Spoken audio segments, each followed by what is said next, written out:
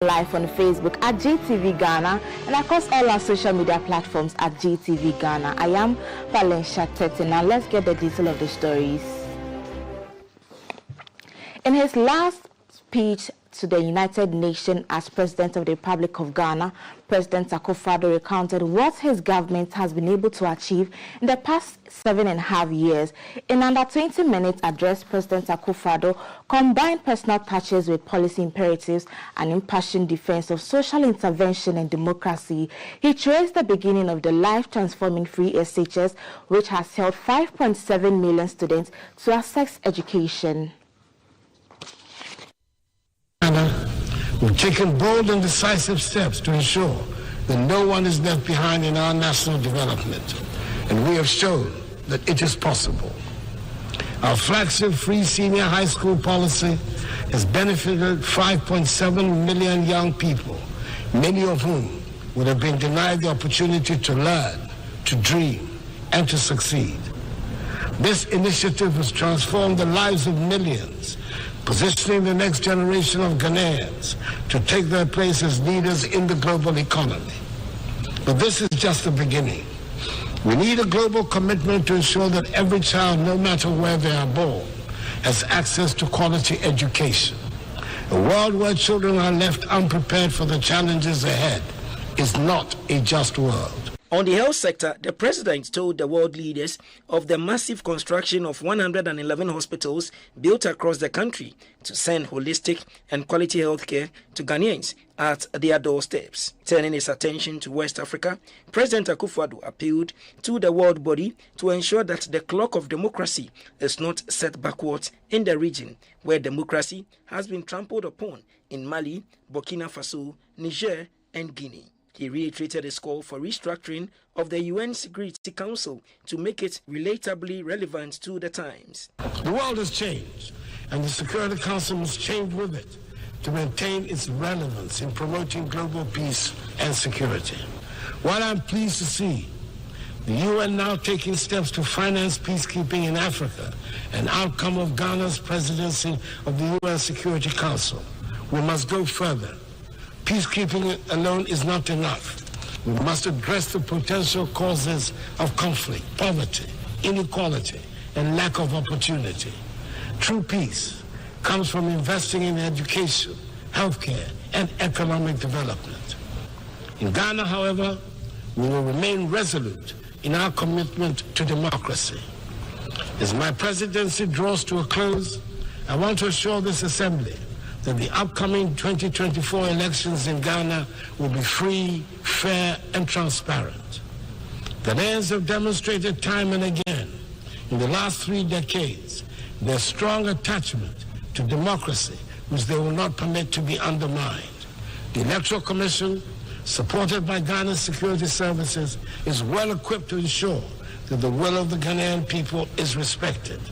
Ghana has long been a beacon of democracy in Africa, and we intend to keep it that way.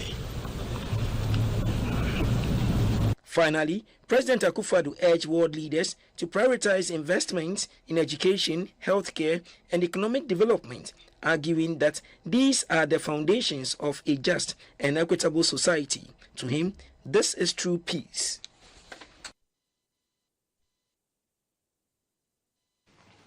The Managing Director of the Electricity Company of Ghana, ECG, Mr. Samuel Dubik Mahama, has resigned from his position. In a letter to the board chairman of the Electricity Company of Ghana, Mr. Mahama provided no official reason for his resignation. The news comes as a surprise to many in the Ghana energy sector, given that Mahama has held the position for only 2 years. Sources within ECG and the government circles have remained tight-lipped about his decision to resign. ECG has been in the news lately for the energy sector players described as facing financial crisis. Some watchers have called for the resignation of the entire management of the company.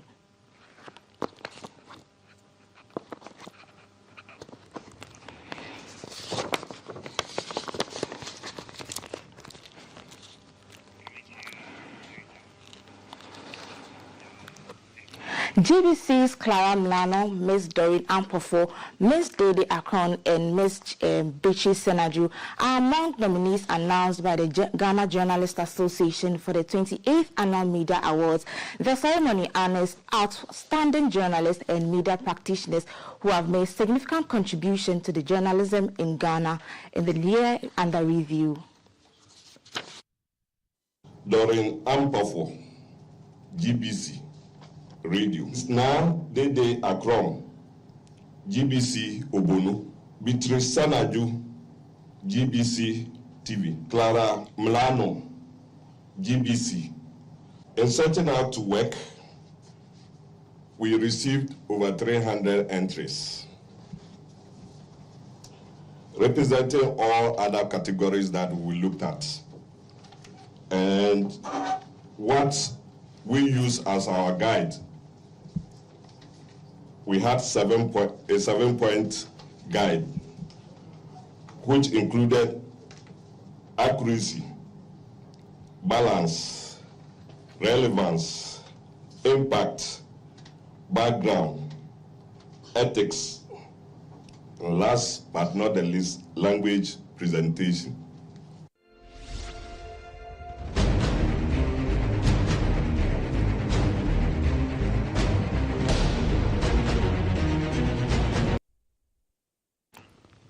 The Movement for Change says it is deeply concerned about reports of compromised data in the voters' register and has called on the EC to establish a high-level technical working group to conduct a comprehensive audit of the current voters' register.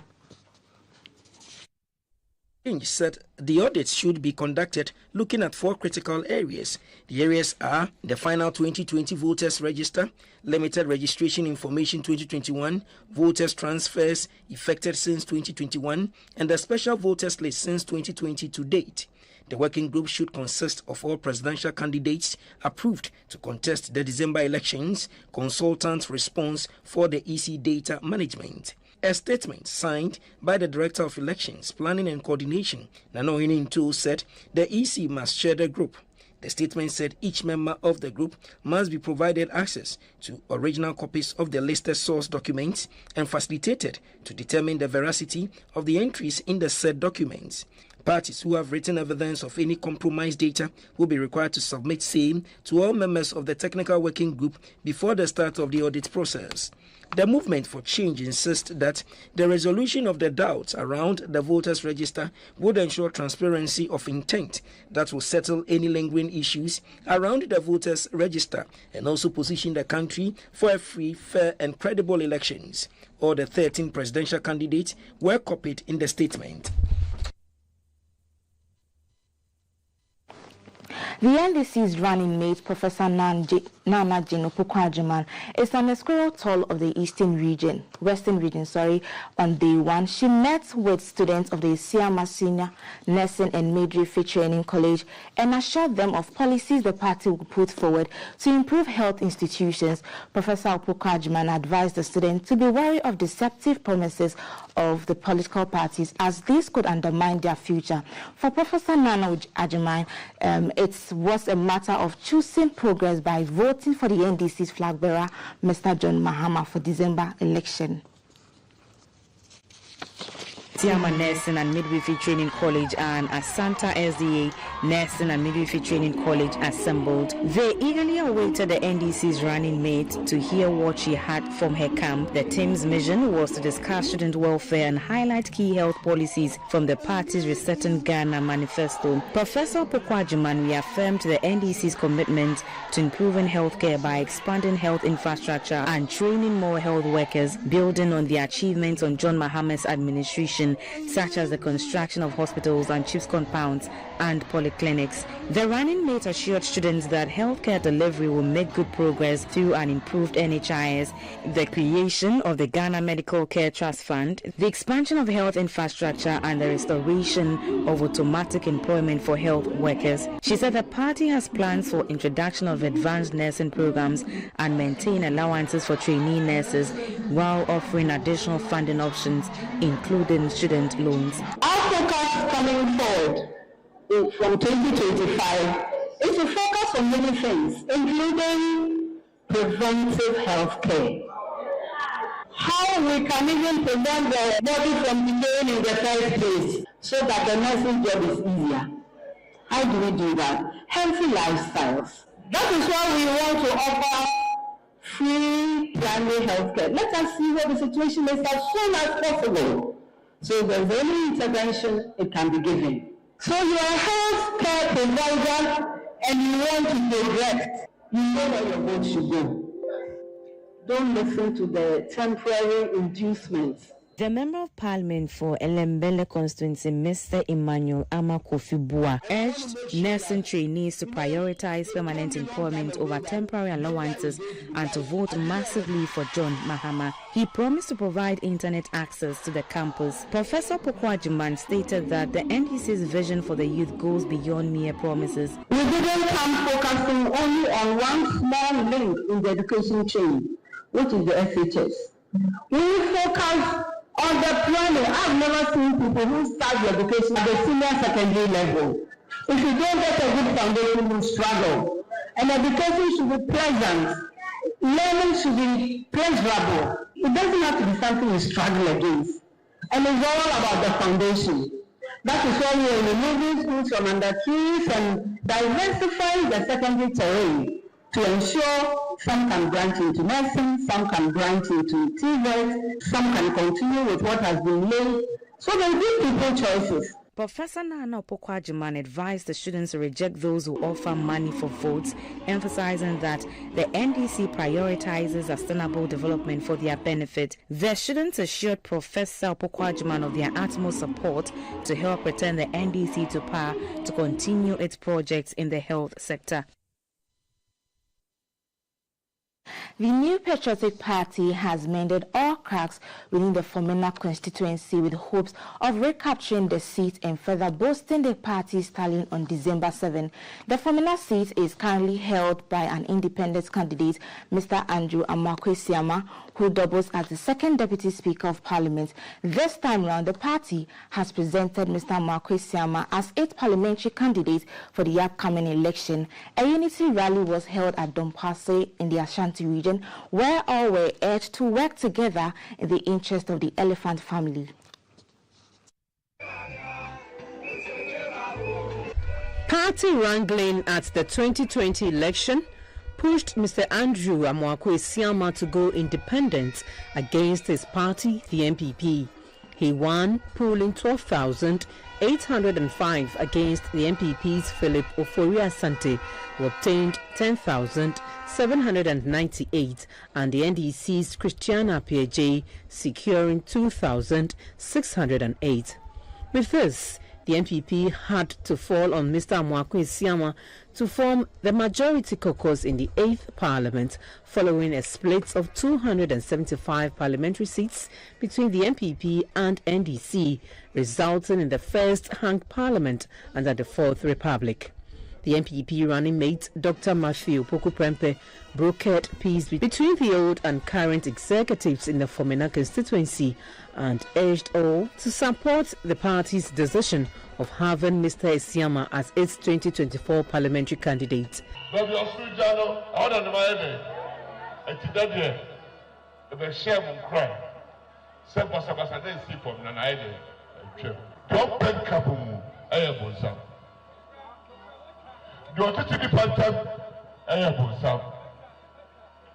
And the party did chairman chairman The running mate said the NPP administration led by President Akufo-Addo has worked tirelessly over the last 8 years to put the country on the path of prosperity, and therefore the party should be retained in power to sustain its good works. The parliamentary candidate, Mr. Andrew Amakwe-Siama, reaffirmed his commitment to lead the NPP to a resounding victory in Fomena.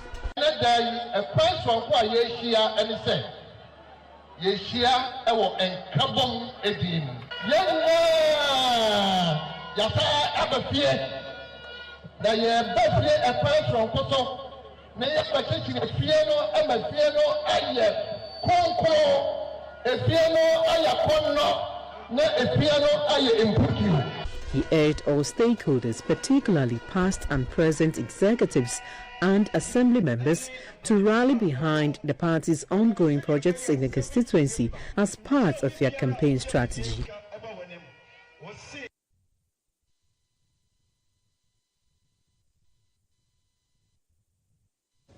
Now to some special reports. Accra has become awash with political posters as the electioneering campaign gets intense.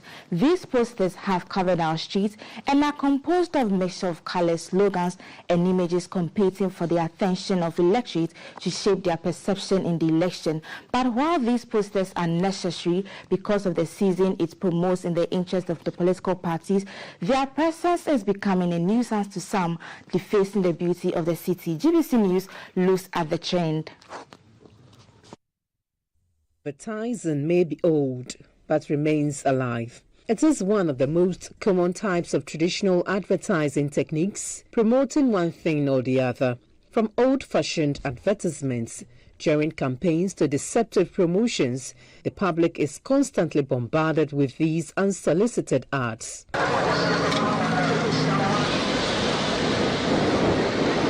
With the 2024 election season witnessing 13 candidates vying for the highest office of the land, so are so many posters pasted all around. While a section of the public appreciates them as a lively aspect of democracy, others consider them as a visual mess, eroding the beauty of our surroundings, especially because authorities have had a hard time taking them off after they've lost relevance. These posters are making the country dirty. Authorities need to take action to control their numbers. Some called for more defined rules, stricter adherence, and a stronger sense of community duty to maintain a harmony between political involvement and the upkeep of public locations. Simply put, city authorities must crack the whip and make the bylaws work. For Emmanuel Owusu, political parties should not be allowed to hang their party flags on monumental structures or government buildings. From Barrier to Political flags are being displayed on the Pokwasinsawam route, but only the national flag should be hoisted. Some say these posters do not influence their perception or choice of candidates. This is not what we tell us to vote for, either MPP or NDC. We know our leaders. Although there are relevant bodies in charge of regulating outdoor advertisements, people who engage in such outdoor advertisements bluntly ignore or are simply unaware. Posters should be placed in designated areas, but some people disregard the rules and post them anywhere. We wake up in the morning and we see posters all over the place, including the political parties. You can see that after 2-3 months, rain falls on them, and then they'll become dirty. And it makes the city very dirty. Some argue that the political season has rather made it difficult for city authorities to go after political parties to compel them to play by the rules. As December 7 inches closer and the euphoria gains momentum, it is only hoped that the beauty of the city will not be marred when the dust settles.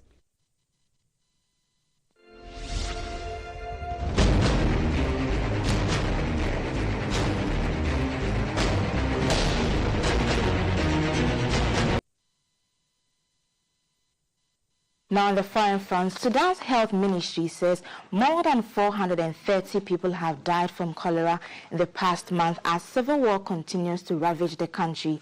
The number of infections has risen to about 14,000. The health ministry says it was doing all it can to combat cholera in the affected states amid the rise in infection. According to the U.S. Special Envoy for Sudan, Tom Perello, getting treatment to those affected areas is highly complicated by the conflict, which has killed up to 150,000 people since it began last year.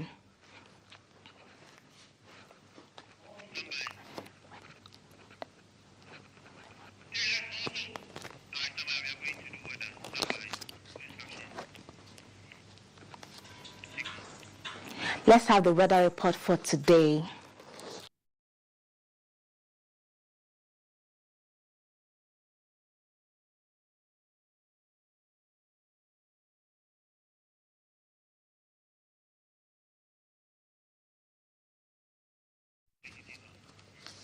Felicity Afiano from the GNet is on the line to give us updates for today's weather. Good morning, Felicity.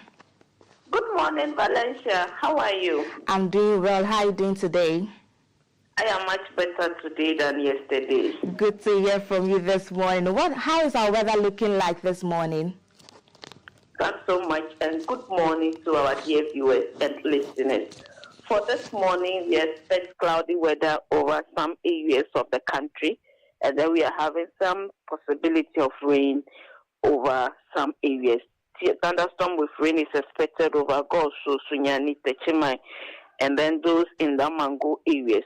For Greater Accra, Central and Western regions and part of Volta, we also expect some showers this morning and then into the afternoon. By evening, we expect it to become partly cloudy over the coastal strip, and some rain and thunderstorms also over the northern part of the transition belt. For the state of the sea, we expect it to remain rough, and they will also still have some cloudy situation today and possibility of some light rain occurring over the ocean. Volta Lake, we expect some rain and thunder in the afternoon towards the evening over the OT and then part of the Volta area. So this is how we are anticipating it to be for today, Thursday, the 26th of September 2024. Thank you very much for that update. That was Felicity Ahafanya from the GNet. Up next is the Alpha Lotto winning numbers for Omega Wednesday. Alpha Lotto winning numbers for Omega Wednesday: 69, 42, 75, 72, 26.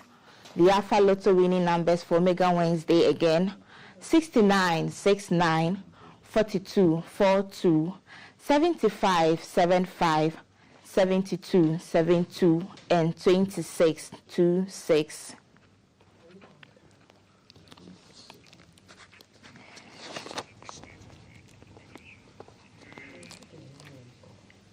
We're going for a quick break, and when we return, the breakfast continues.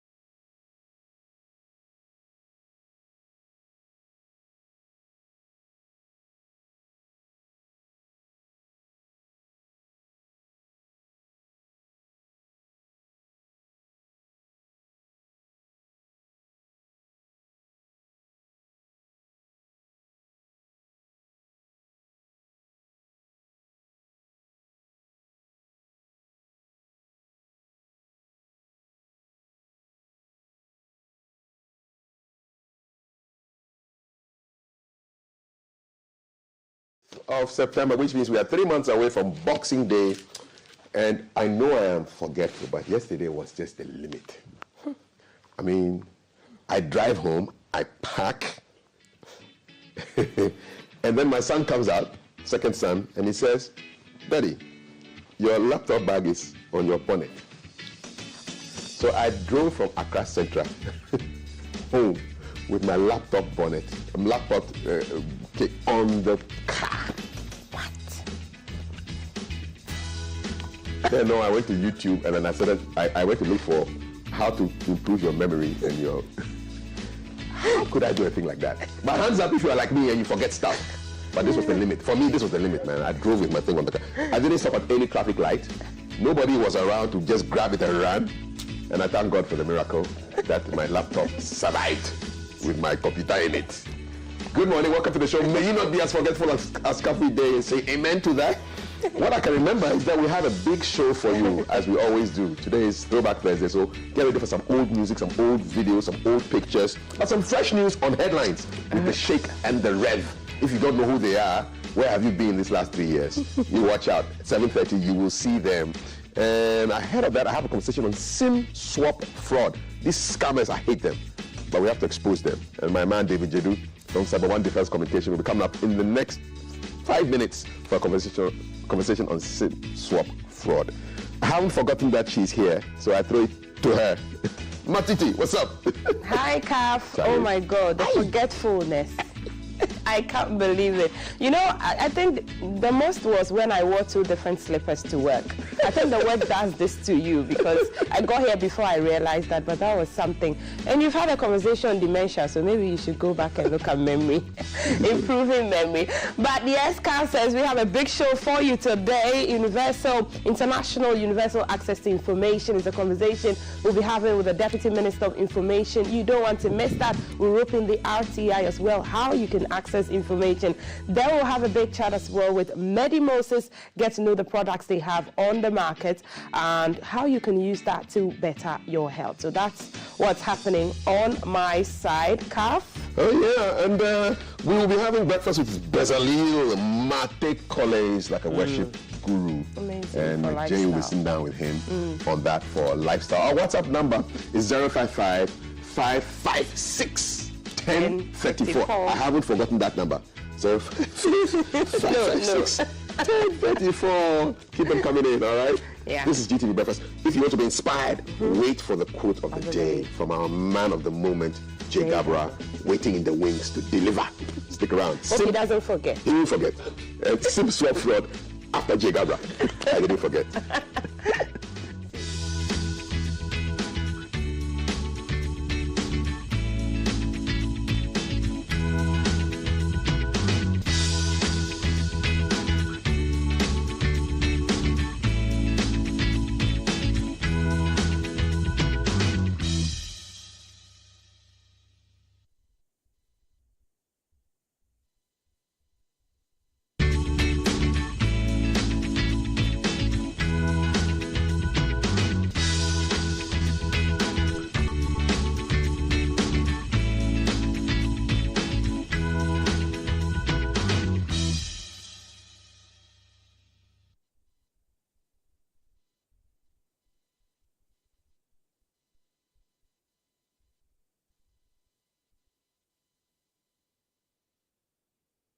You know, listening to Boskaf during the intro, I guess what he forgot to mention again is the fact that the laptop is not just any laptop. It's an Apple laptop. It's a Mac, a MacBook. Hey, and he hasn't even finished paying for it. Can you imagine? For somebody who had a conversation on dementia earlier, go back onto our YouTube and Facebook, everything, GTV Ghana, go find that conversation, and maybe you can come and give him some tips. You don't know what you have until it's gone. So when you lose your memory and all that, good morning again. Welcome. It's #GTV Breakfast. My name is Jay Gabra. It's time now for your quotes of the day. Now imagine a situation where a wild bird is rescued from the wildlife and brought in to live in a cage where it is fed and given food anytime it wants. And it begins to realize that, oh, this is true freedom because, hey, I don't have to fight predators, people coming after my life, poachers and all that. But one day it looks out of the cage and realizes that, oh, the sky is so vast and I don't get to fly anymore. I realize that no, freedom is gone. It's like I don't get to fly, my wings are clipped. So even though you have wings, you can't fly anymore. And that's the thing about freedom. You don't know what you have until it's gone. And unless you want it yourself, nobody can give it to you. And that is what our first president is telling you this morning, Dr. Kwame Nkrumah. And the quote goes, freedom is not something that one person can bestow on another as a gift. They claim it as their own and none can keep it from them. Yes, it's not something that one person can bestow on another as a gift. They claim it as their own and none can keep it from them. Yes, that's the quote coming from Dr. Kwame Nkrumah this morning. I hope it's able to urge you on this morning and for the rest of the week and for your life as well. But for now, we go to Kafui standing by with the Jedu for a conversation on SIM swap fraud. Good morning. Thank you very much, Jay. I love the quote. Freedom is not a thing that one can bestow on another as a gift. It must be taken. And that's why I'm taking my freedom and saying, stop, girl. I'm saying now, nobody's going to let us clean up our environment. We have to take that and run with it. So hashtag stop, girl. I'm saying now. Stop the eco-terrorists now. And let's clean up our environment now. Not in the shortest possible time. Now. Thank you very much. And now, I've remembered that I'm doing SIM swap fraud with my brother, David Jedu. My brother. Bro. How are you? I'm blessed. I tell the story, then you shake your head. What's the craziest thing you've forgotten to do in your life? None can be compared to yours. This is my, I take away. Yeah, you are leading the chat. I've also worn 2 different black shoes to wear before, but this was the craziest one. This one is too much. Yeah. I think man happens to be when those examination, those stress, and those small words. Like, okay. How do you write bat? And then everything's gone. Is it B-A-T or B-A-R-T? But the laptop on your car bonnet there is too much. It's too much, Kaf. All right. Highest one. I hear you. Not any laptop. No. Apple. I tell you. It could be. You can improve your memory no matter how old you are or how forgetful you are, okay? It's a muscle. We can improve it. And I've started the journey of improving my memory. I'll be sharing the journey with you. Okay, my brother, we're talking about SIM swap fraud today, but first of all, let's check out our live cyber threat map. What is this? All right, thank you very much. So yes, we're looking at, as usual, what's happening in the space. As far as you are using your mobile phones, computers, you find yourself on the social media, interact on all the digital platforms, there are threats that are following us every now and then. So always we show this to you for you to know kind of some of the threats happen. We see exploits run around, we see malware run around, and definitely we have some phishing too that's going on. So this shows us that there are massive attacks happening between countries, continents. So if you come all the way here, this Togo, Ghana, somewhere here, you click on Ghana, you should be able to have database on, let's say, Ghana.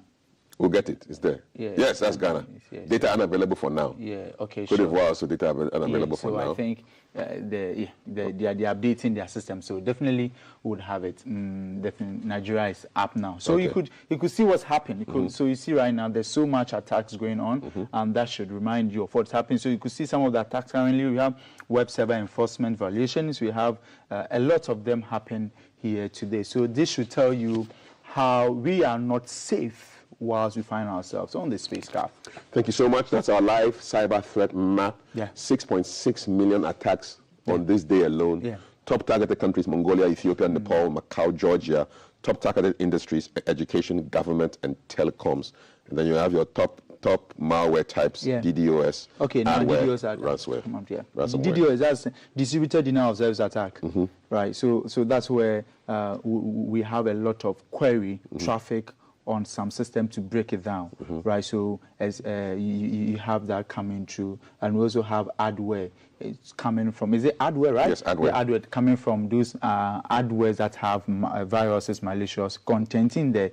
And then lastly, we have ransomware. Somebody takes over your system and then asks for money to release it. Exactly. Okay, and then you have your phishing. What's the phishing attack? Well, phishing, we're talking about how they work on your physiological mind to get information from you by deceiving you, exploit developing to go for an attack. Malware, a family of viruses or family of malicious code developed to disrupt you on your space. So that's where we have botnet, we have ransomware, we have Trojan, we have viruses, we have all those type of attacks within the malware. So it's a big family. Before we go to SIM swap fraud, who are these scammers who target me on Sundays and they call and say, oh, they just mistakenly transferred some money to me, and okay, so my system is now blocked. MTN has blocked my phone, and they ask for me to.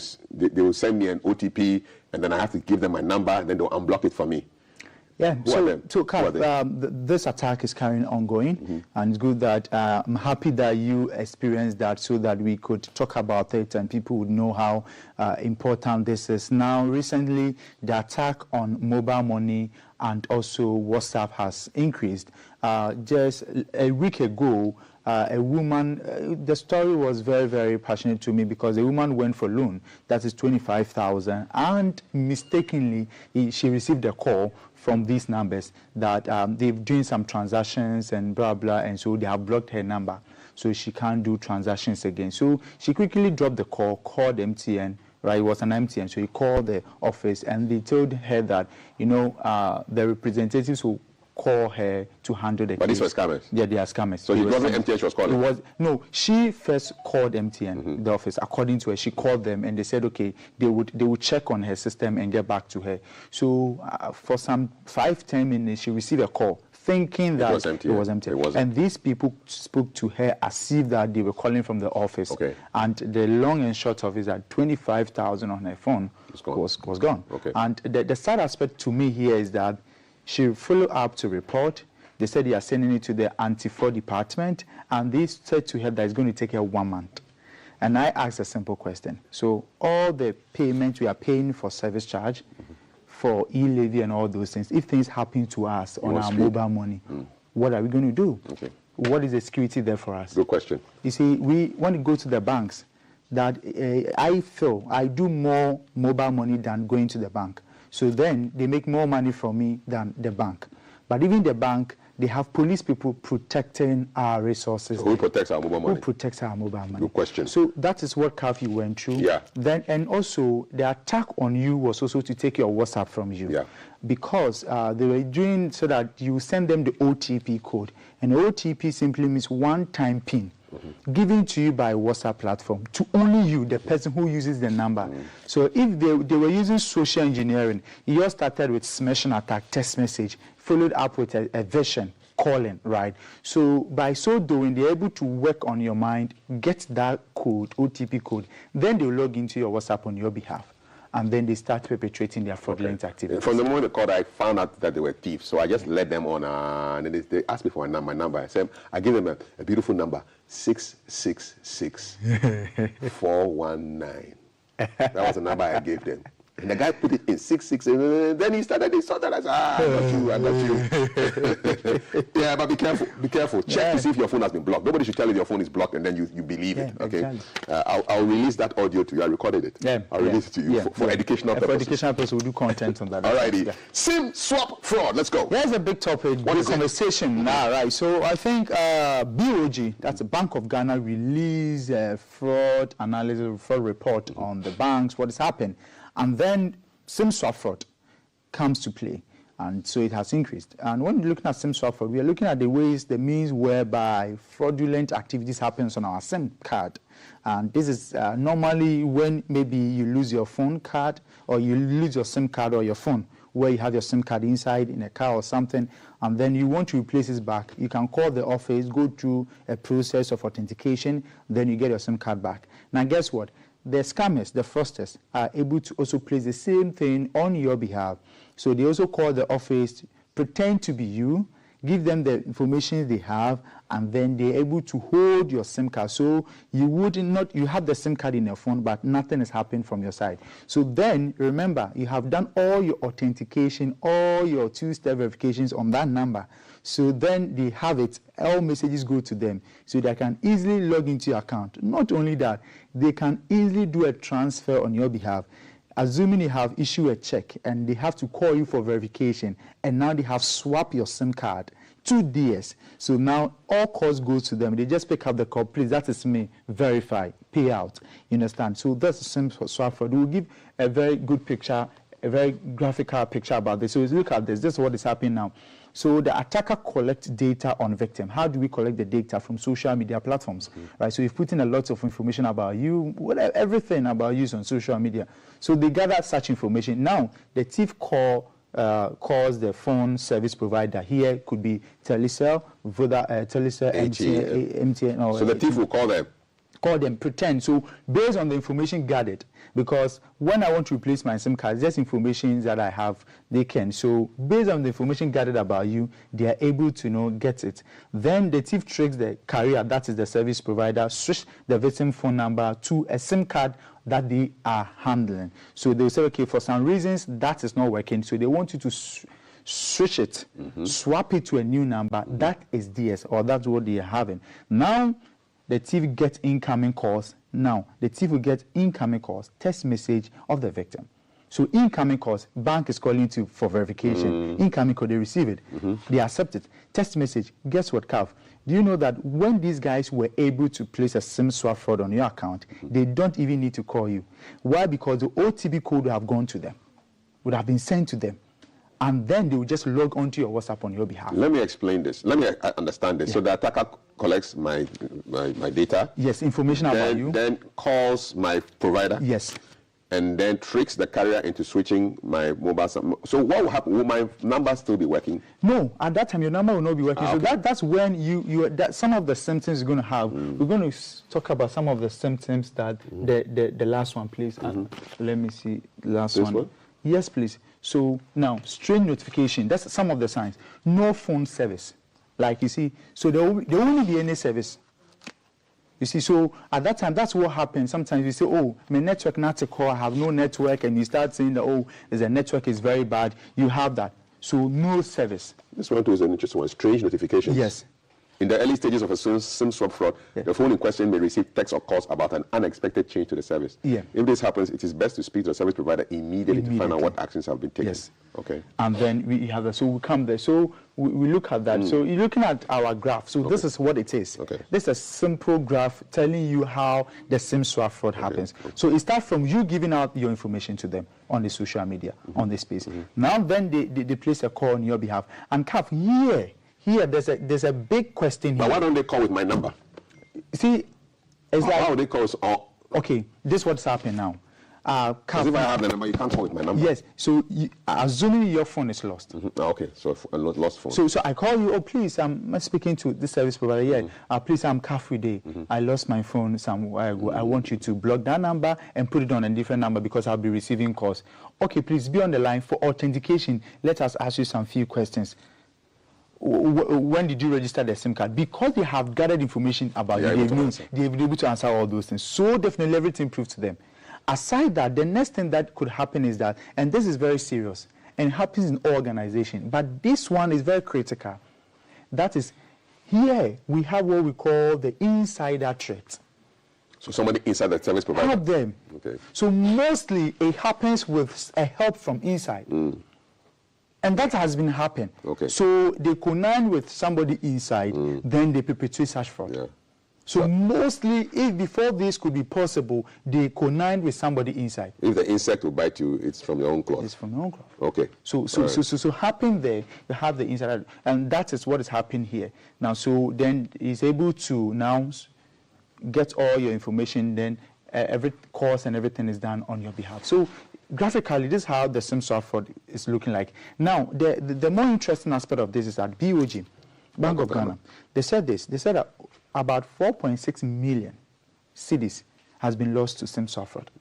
Now, so for reading, so we have the report here.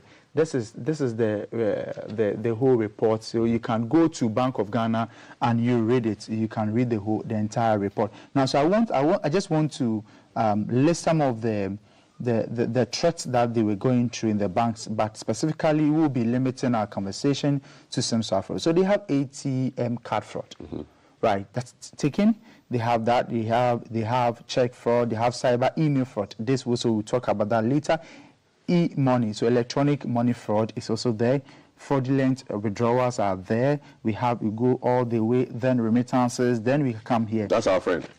our friend here. So look at what they say. Tricking a caller, cellular service provider into switching a victim service to a SIM card controlled by the fraudster. So it's a hijack. It's a hijack of the victim's phone number. The main aim of SIM swapping is usually to exploit two-factor authentication to gain fraudulent access to bank accounts. Yeah, exactly. So mostly the banks are in question here. And not only that, two-factor authentication is now placed on all your platforms. What does two-factor authentication mean? Okay, so it's a second security layer that you and I have got. That's the only way that you and I can protect our account from all angles. Now, so what happened is that you have been given your password already.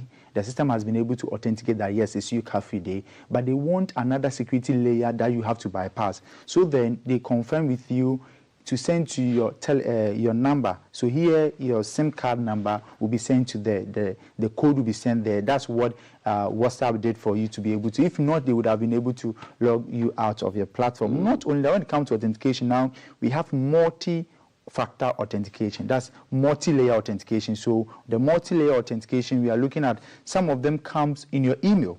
Others comes to your telephone number. Others too, we have apps like the Authy, Google Authenticator, that's able to also protect your account. Then some too, we have the KeePass, that you save it on a drive so that anytime you want to access it, you use that to get into it. So that is a big story here that we're talking about, SIM swap fraud.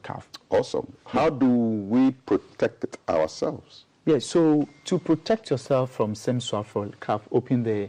How to prevent? Yes, please, that side. So these are some of the, what are the signs of SIM swap? So talking about strange notification, as we mentioned earlier on, no phone service. So sometimes your network, there won't be any network for you. Unusual social media posts, right, can be... You didn't create it, but it's appearing on your phone, on your social media. Yeah. So sometimes when they're able to become successful, they start posting a lot of things.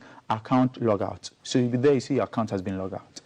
That means that they've been able to do that on your behalf, unexpected transactions. That's why, at least me, I don't have much in my account, but I have to be checking my account balance every now and then, right? Because that one CD means a lot. So what can we do? Now, so what can we do? I have this master plan that I believe that it works out before we come here.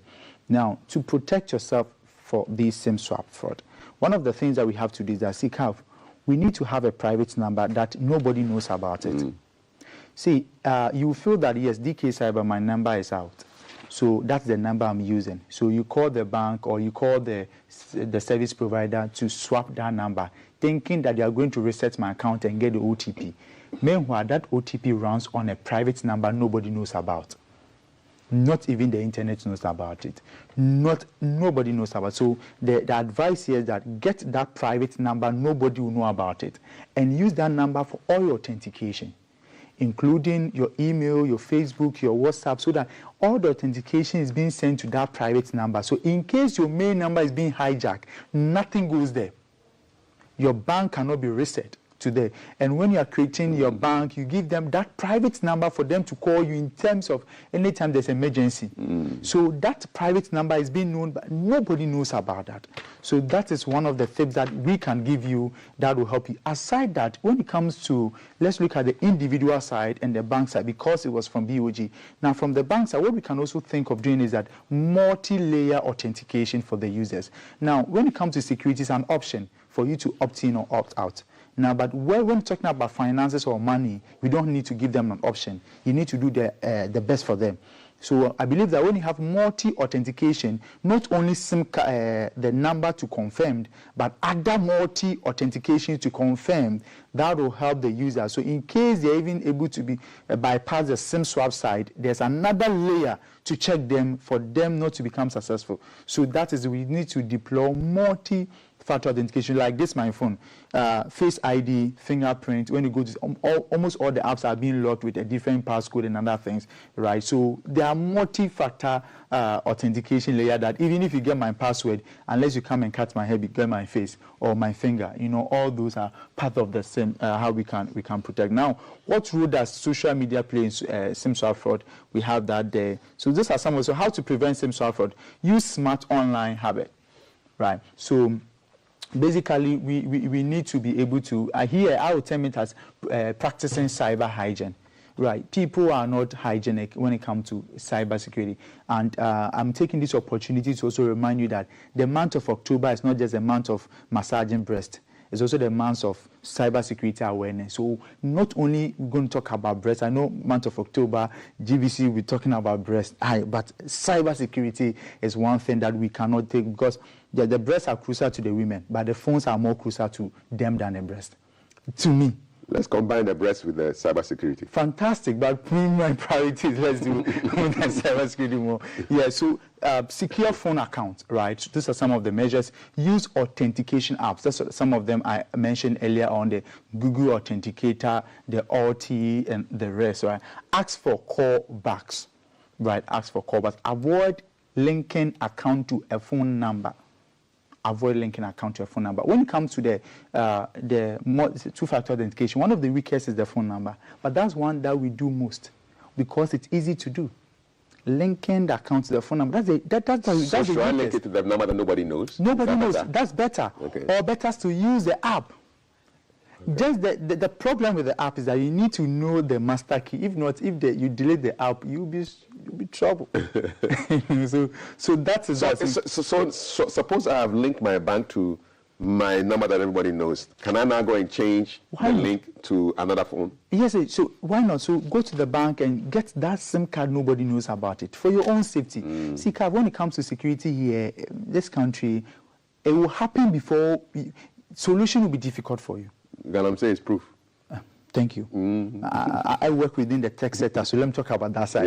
Yeah. So, that side, it's serious. Like the lady who lost 25,000 alone, and they are asking her that she has to wait for 30 days. Only God knows if that 30 days something good will have come out of it. You see, so there's no savior from there. So you have to save yourself. Right. Lastly, we need to able to report to this. Now, this is if you don't know, let me take this opportunity to also let you know that we have the National Cybersecurity Authority regulating all cybersecurity activities in Ghana here. They have one interactive website. They provide you with 24-hour support, right? So anything that happens to you, can just go there, report an incident, and you just click on the report an incident, and then you can easily report an incident. So, let's just take them through shortly. Yes, right. Report an incident. Yeah. So you just go to csa.gov.gh, right? And then you just report an incident. Whatever happens to you, and there's this number goes. 292 can call, WhatsApp them. I chat with them every day, every time, right? It's 24 hours, right? So whatever you are going through, just send them a report. Don't say that I have sent a report and they didn't do it. And it is not something that you can just do it just like that. It takes time, right? So let's all develop the habit of reporting. Hopefully not 1 month. Better, yeah. Because their authority, they work with a lot of agency. So if you're able to do a follow-up, I think something good may come out of that. All righty.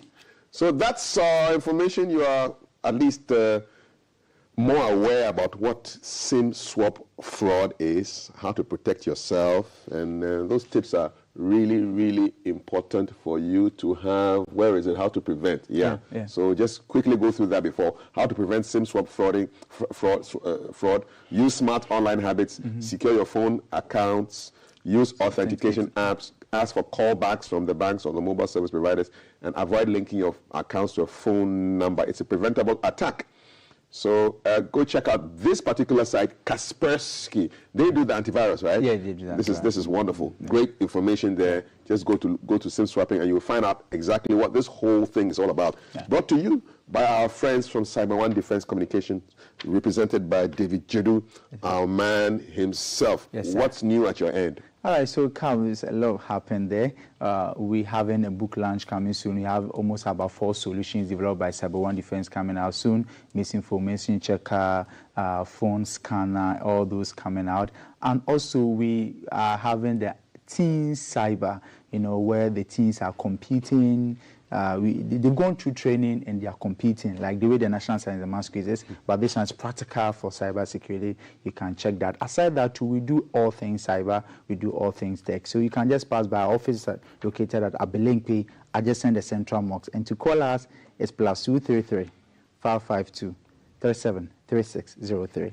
+233 552 373603. Yes, so Cyber One Defense, we always stand with you in terms of cyber need. It is so. Yeah. We're going to open up the phones for you to share your experience with some of these scammers, SIM swap fraud, and other related issues. So that number is coming up on your screen any moment from now, and then you just call that number. Remember, when you call through, you turn your volume to 0 so that there's no feedback, and you talk to us through the phone. Don't worry, the whole of Ghana will hear you. You don't have to hear it through the television as well, okay? And then you just give us a call. Let us know what your experience is with these scammers, SIM swap fraudsters, and other people who try to, make a quick buck without working hard for it. Yeah, God will punish them. But while God is going to punish them, we will also keep you safe and secure, courtesy of my man David Judu. They seem to choose Sundays to try and attack me, Oh, we just sent somebody. Oh, we block your phone. Because they know Monday to Saturday you're busy. Yeah, so Sunday I'm free, relaxing with my children. And then they send the number and they say, what is the number? I say, the number, okay. Yeah. So that's the number 0591 224 510. 0591 224 510. Give us a call. Let us know if you have any issues to do with tech issues that you need solved. We will help you sort them out. We have a lot of cases coming through. One thing that people should know is that most of these scammers, most of these fraudsters. Abdul, good morning. Hello, good morning, sir. Yes, sir. What's on your mind with respect to SIM swap fraud and other I'm just calling regarding people need to see your eyes. Is this a SIM fraud? Okay, thank you very much for the advice. But is this a SIM swap fraud issue? I know. It's not? Please, let's respect his right to do what he wants to do. He's not committing any crimes. I know he's right, but thank you so much. Show respect. No, please. You're out of line. I beg you. Please. This is not why we called. And please, our producers, please make sure that the person who is calling for the issue that is here. Please. Thank you so much.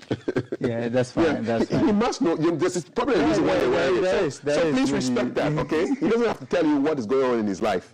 Please, please don't take advantage and just say what you want to say. Respect my guests, I beg you. Thank you very much. Where were we? So we're talking about these and most of the database given to us, most of them too are also in prison. So tracking them becomes a little bit difficult, right? And one thing that we have to also know is that most of these fraudsters they impersonate. So the impersonation, you have to check all those. All right, let's go to Dansuman. Ernest, greetings. How are you? I'm fine, and you? Adeo, do you have a SIM swap fraud question for us?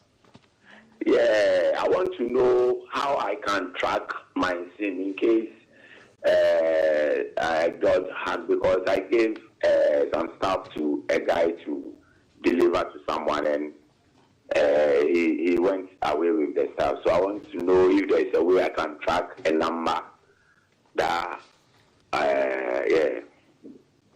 All right, so when it comes to tracking, tracking is illegal.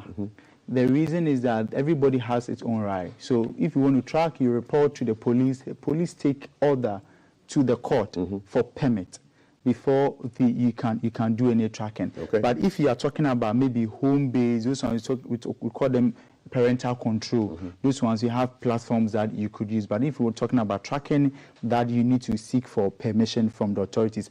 Aside that, there are many times where people feel that they are being compromised on their phone, so there is a short code to check that. That is *62# to check if there's any compromisation on your SIM card. Somebody is diverting your calls, forwarding your calls to a wrong place. You can use the *62# or *61# to check, and you can use the #62# to block. Slow it down again if you want the short code to go through. That's *62#. *62#.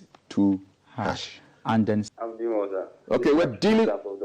We're good, man. We're dealing with SIM swap fraud. Any issues with your SIM fraud that you want to clear up here?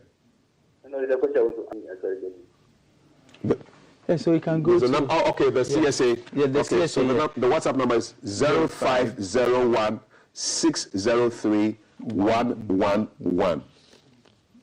You can take a screenshot of what we have right now on your TV if your TV is there with you, or it's your screen there. I can't see. Okay, it's not correct. Okay. You can even go to their website. Go to their website, csa.gov.gh. Yeah, just type CSA on Google. It gives you their first website. Then you go to report an incident. All right, and you can also use SMS 292. All right, so report at csa.gov.gh. That's the email. That's the email. You can call or SMS 292. You can WhatsApp 0501 603 111. And then the mobile app is there in the Play Store or the Apple one. CSA Ghana swap fraud is what we're talking about. Yeah. Thank you very much. Yeah. So the attacks keeps going on now. Aside the SIM swap fraud, the same is happening to mobile money, happens to WhatsApp hacking. So these are some of the mobile money fraud keeps going up. Okay. It keeps going up. So, and some of them too, when your SIM card is being swapped, you know that you could go through all these. Manuel, good morning. Yeah, good morning. My brother, how are you? I'm doing good. Good. What's your question? Oh, I just want to know if they fraud me a whole lot. I wanted to know if they can give me a short code that I can retrieve my money back. So I want to know the guy over there. How much money have you lost?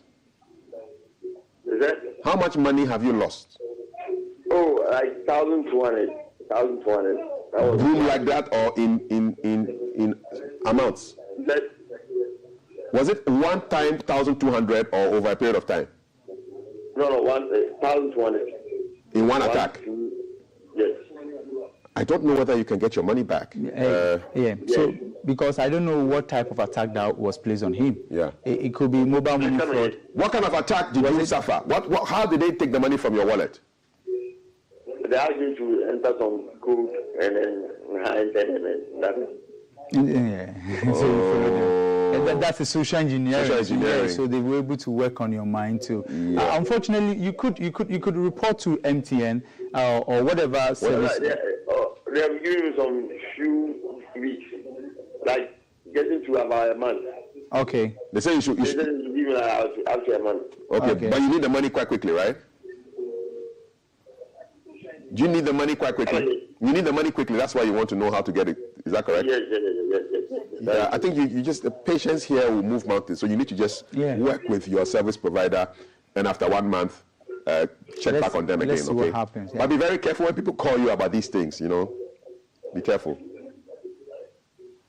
I'm so sorry. Yeah. I think now he will be very more alert. Yeah, sometimes they just catch you off guard, you know. Yeah, you see, and sometimes people believe in themselves. I have seen people who knows about security feel that they are well abreast with these things, but yesterday they take to them. Sometimes I feel that there's a little bit pressure combined with greed that puts you into that situation. Pressure plus greed. Yeah, that puts you into that situation. Yeah, you lose money. Yeah. So you have to be careful about that. So anytime you always have to be on guard, because now the way the system is going, there's so much fraudulent activities in the space that we have to be checking careful. Charlie, everybody's hot too. Even the country is hot, you know. Yeah. So be careful. Money, don't give small money chance. Yeah. You know, too many guys around trying to go for the hard-earned money. I always curse them, you know. Yeah. After I finished doing it, I said, God could punish you. You will not, it won't end well for you. You're a thief. You know, you don't even respect the Sabbath. On a day that we're supposed to be resting and honoring the Lord, you are trying to take money from me, money that I worked hard to get, you know. Yeah. And then God will punish you. You know, and I say it in FL, so it sounds even more... It sounds more heavier. Heavy.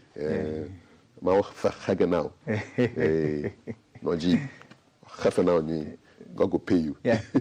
All right, I think we'll take a last caller. Hello, good morning. Hello? Hello? Good morning, you're live on GTV Breakfast. We're talking about SIM swap fraud. What's your question? Yes, I want to just coach you down and speak about my experience. Yes, go ahead.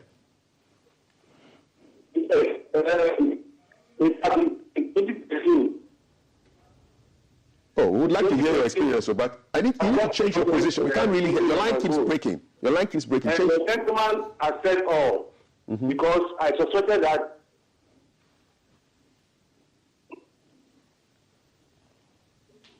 Hello? We can hear you. Go ahead. Turn your volume off, and then let's speak through the phone. Yes,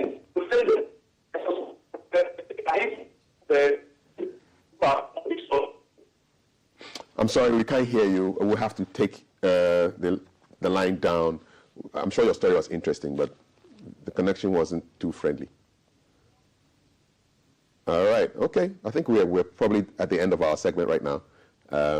Well, thank you so much. Just quick things that people need to know about SIM-Swap fraud, how to protect themselves. Yes, so the first thing is that the secret here is that please get a private number that you put all your authentications on that, so that anytime that your main number is being swapped, it doesn't affect all your account logins. You are staying protected. Also, be very careful. Anytime this SIM-Swap fraud happens, you lose connection in terms of there's no service running through. So when you see there's no service running through, be careful and go through the right process. You can call or find out from friends around is your network on, then you can verify. The next one is that be careful about screenshots, other login. If you've been logged out in your account, then something is happening to you, so you have to check that. And also be careful on social media. The information we give out, they come back to be used to hunt our own selves. So be careful what you post on social media. Those may be very, very important. So I always say that think twice before you post. Whatever you are putting out there, be careful about the information that you are putting out there. Yeah. So that will help you. So when you're able to go through all that, yes, it will happen, but you will have a way to mitigate the situation. And please, we're also speaking to all the people who provide services in terms of financial institutions to also deploy multi-layer authentication. Okay, that's our man. Follow him across social media, Cyber One Defense Communication. Follow this conversation. Go to GTV Ghana, Facebook, and across social media. You will get it. David, have a beautiful weekend. Same, Carl. All righty. We're flipping out of here, going to Kanda Hila Liman Highway. Jay Gabra has a report of interest to you and me. It has to do with public safety. You stick around, don't go anywhere.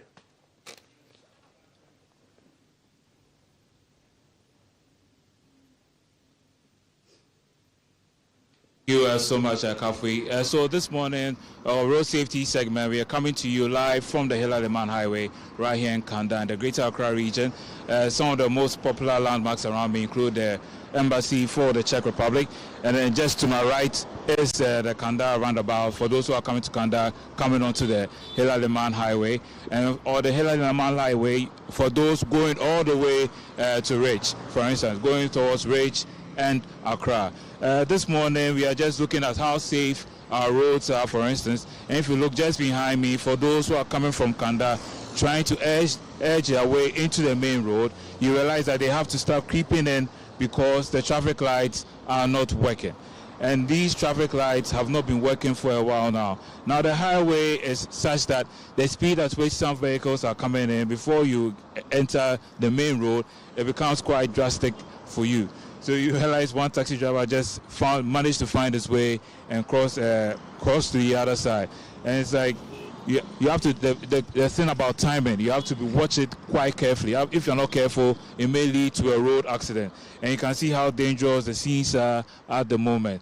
It may not look like much, but this situation that over here is quite terrible. Because you have to cross this very first side, and then you go towards the Hila Liman Highway, and there's no, unfortunately, there's no peace officer here to help direct the traffic. There are a number of schools too in the area, including the Agri Memorial School and the Lutheran School as well. And so some of the kids also pass this side in order to cross the road and head towards their various campuses. Now, if the vehicles are on such top speed heading on this highway, and it looks like nobody's helping them to stop, like controlling the traffic in such a way, then it makes it quite difficult for the school children as well to cross the road. You can see how bad the situation is right now. If you look just behind me, I can't imagine being a driver, being in this situation. It's quite scary because visibility will be quite low for those who are trying to head to the other side. And at this point, we just have to speak to the Road Safety Commission, like they have to fix the traffic lights, because just look at this vehicle that is parked in the middle of the road. If you're not careful, another car will come and back into the tail side of his, hit his boot, and then we have another problem. If his insurance doesn't help him out, that means it's his own personal cost. And if you're not careful, that can also lead to a loss of life. I just want to turn your attention towards the Hila Liman Highway, so you see the vehicles and the kind of top speed that the vehicles are coming with. And you realize that for those who are trying to enter the highway, with these signboards you see across the pedestrian walk, the visibility is quite low. So if you are not careful and you are trying to watch the road, these signboards as well, and you see the piece of indiscipline right now where this Okada rider just look at he's not supposed to use outside, and that's where he decides to cross the road. We speak about indiscipline all the time, and yet it's like they don't seem to pay attention. If something untoward happens to him right now, he's going to blame perhaps the witches in his hometown or something, not his own indiscipline or lack of common sense. But I guess that's the country we're in, a country called Ghana. This indiscipline all over the place. Yeah, so once again, I just want to draw your attention to the signboards on the pedestrian walkway, and you have to ask yourself, these billboards or signboards obstruct the view of not just the pedestrians, but of the vehicles as well. Now, if you see the speed with which the vehicles are coming with, and you have to enter the road, and this is the speed with which the vehicles are coming in, then it makes it quite dangerous for you to enter the road as a user. So the situation here is quite dire. So we just want to appeal to the National Road Safety Authority that they can fix these traffic lights as soon as possible. And you know what's amazing is the fact that if you look just at the top of the traffic lights, like right in the middle of the road, we get to see the security cameras here, which are monitoring the situation. So it's like, are they monitoring just crime, or they are monitoring to see if an accident will happen, or perhaps they are monitoring to know if once an accident happens, whether they should now fix the traffic light. So it begs the question as well, that those who go over the speed limit, if they may be called to book, because it's like, if these cameras, it's like, people wonder if the cameras are working once the cameras are not working. But I believe they are solar powered and work on a different grid. And just look at this vehicle trying to inch its way across the road. Just watch. You see how tense the situation is. Imagine being impatient and you are in a hurry, you have to head somewhere, or you are stuck here for over 5 minutes because both sides of the road are filled with vehicles. So you can't even go to the other side. Just look at this. Just look at this. He's not, and because of the load behind him, he can't even like speed up and go on to halfway before he gets in. Because usually that's how you have to do it. You go halfway and then you look and then you can finally cross. So for now he's unable to go because there are cars coming in from Rich, the Atlantis radio side, who are heading towards Kaukodi.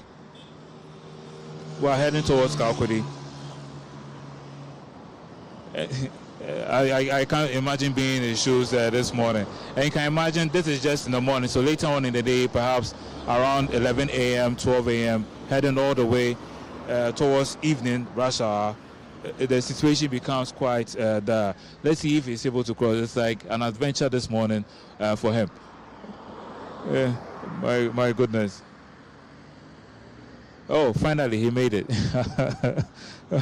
So that was a little adventure for you on the Hilaliman highway this morning. A number of kids also crossing the road. The traffic lights aren't working. They are supposed to stay the lane and everything. So quite dangerous things behind me. But hey, let's go back to you in the studio. Thank you so much.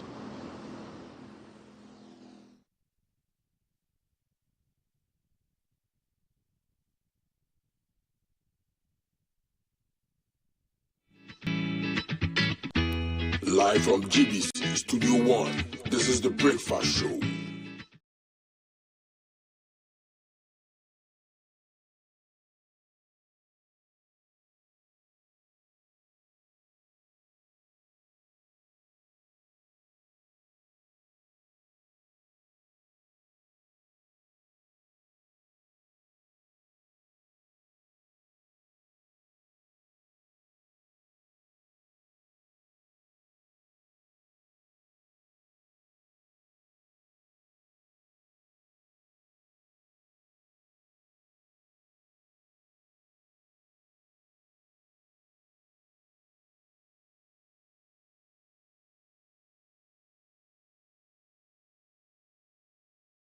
My name is Akosia AJ, and we're starting off with the Parliamentary Select Committee of Sports, Culture and Tourism. And we're starting with the NSA boss, or the NSA board chair, Seth Pawun, as he has announced that the country stadia will now be used exclusively for sporting activities until the authority acquires pitch covers. According to him, we've also directed, as the NSA have directed, that none of our sporting stadia should be used for anything other than sporting activities until such time that we can have pitch covers. Seth Pawun was talking at the Parliamentary Select Committee on Sport yesterday.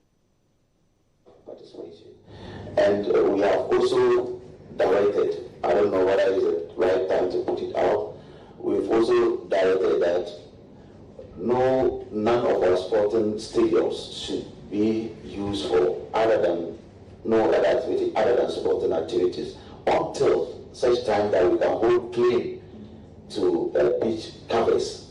That it is no news when you go to other countries. Even Wembley is given out for concert, but they ensure that they protect the pitch, with pitch covers. So, as a country, I've had discussion with our Minister of Finance through our sector minister to see how urgently they can help, because we are also mandated to generate revenue, and our gate proceeds are insufficient to mandate us to fulfill that requirement put to us by you, honorable members of Parliament, to do as well.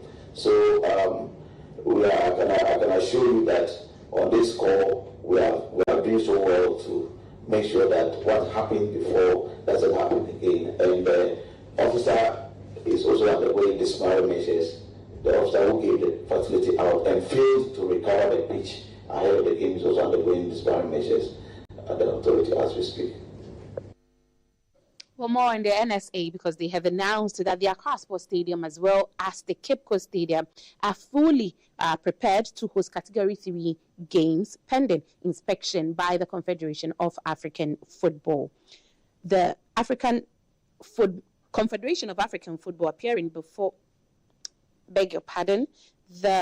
to host Category 3 games pending the inspection by the Confederation of African Football. Appearing before the Parliamentary Select Committee on Sport yesterday, Seth Pawun urged Ghanaians to dismiss rumors suggesting that the Black Stars would play their upcoming home match against Sudan in Togo. That we've gone to Togo, to ask for them to give us a place to host our next game, which they neglected. They refused. I think some of this committee is a serious committee, and I don't think that you would want to bring in a hearsay or media bloggers, conversations into here when it is unverified. CAF indeed wrote to us when they were banning the Kumasi Sports Stadium that we should nominate an alternative venue, by which time they earlier on, based on the earlier inspections, has ruled out Cape Coast, has ruled out Tamale, has ruled out Accra as possible venues for our games. So in their records, we already had Kumasi. So once they have banned Kumasi, they suggested that we should profess an alternative. And that was when I began hearing the video that, we may either go to Abidjan or we'll go to Togo and play. As we see it, we've written to CAF that, you knew about Kumasi, but you didn't come back to look at Cape Coast. You didn't come back to look at Accra Sports Stadium. You didn't come back to look at the University of Ghana Sports Stadium. You didn't come back to look at Tamale Sports Stadium. So we are putting to you that we have alternative pitches in Ghana which are ready. The last time you came and inspected, you said that we needed to fix A, B, C, D. We have done that. Cape Coast is ready, Accra is ready. Send your men to come and have a look at it. This is where we are as of now. So we are waiting for them to come, and I can assure you that if they come, the game will be played in Ghana. To some other stories, and former Black Stars captain Stephen Appiah, speaking at the Parliamentary Select Committee for Sport, Culture and Tourism on Wednesday, September 25th, 2024, says it's really embarrassing that Ghana today can't qualify for U17 World Cup and major tournaments in the world. So they know themselves. It was their first tournament, but they go to the final. So I think that these are the things that we have to try and bring it back, because the transition is not there. That's why you see teams like Chelsea. Last season they bought a lot of players and they were not good. Not that the players were not good, because they don't understand each other, they don't know each other.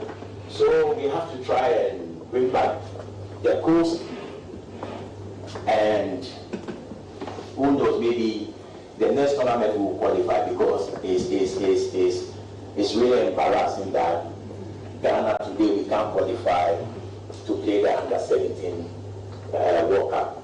Major tournament, we are not part of it. And we have talents all around. Today, if we said, let's go to Kawukudi, even quarter to quarter, 4 players are playing, you see 2 talents there. So we have to even set, as they said, we have to even set some people to go out there to search for talents. I was working with Betway. We came up with something called Betway's Talent Search. And at times it's sad, we have to fight, because we think that all the best players are from this side. No, when you go to BA, the North, that's where you see the real talent. So we have to try and spend more to get players who can represent the country in the future. Collaborating, because me, I'm moving tired. And on the foreign front, ex-Real Madrid defender and World Cup winner Rafael Varane shockingly announced his retirement from football following a recent injury. 31-year-old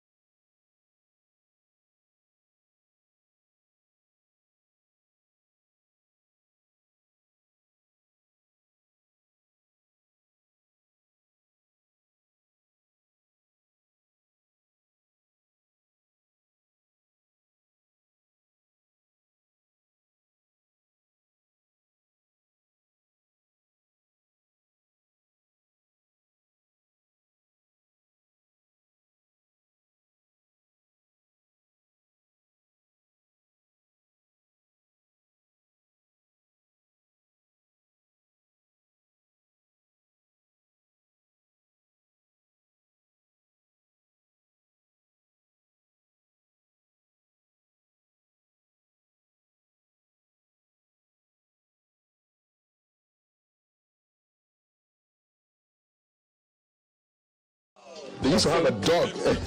They used to have a dog on stage, you know? Yeah. A dog, very hairy white dog. Used to bring up to the stage, man. Amazing. VIP. Vision in progress. Yes.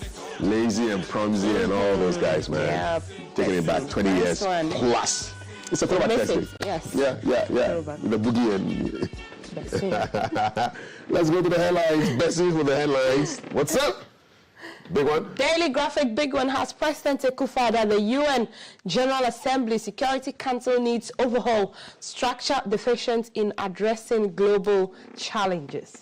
Promoting inclusive governance, winners takes all system must stop.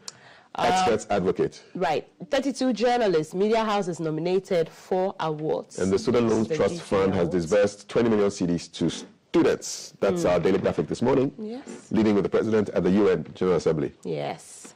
Daily Guide has the big one as Let Our People Go. NDC defense protesters, 11 more remanded. Sounds like a call from the Bible, Moses and Pharaoh. Let our people. Daily Guide. ECG boss resigns. That's a big one. Happened last night. Yeah. Government moves to pay Trafigura. And the OBA West Coast Pasta Production Facility begins. Nana to Grace 75th GJ Awards winners announced. Okay. Daily Guide. Yes. The Chronicle, big one.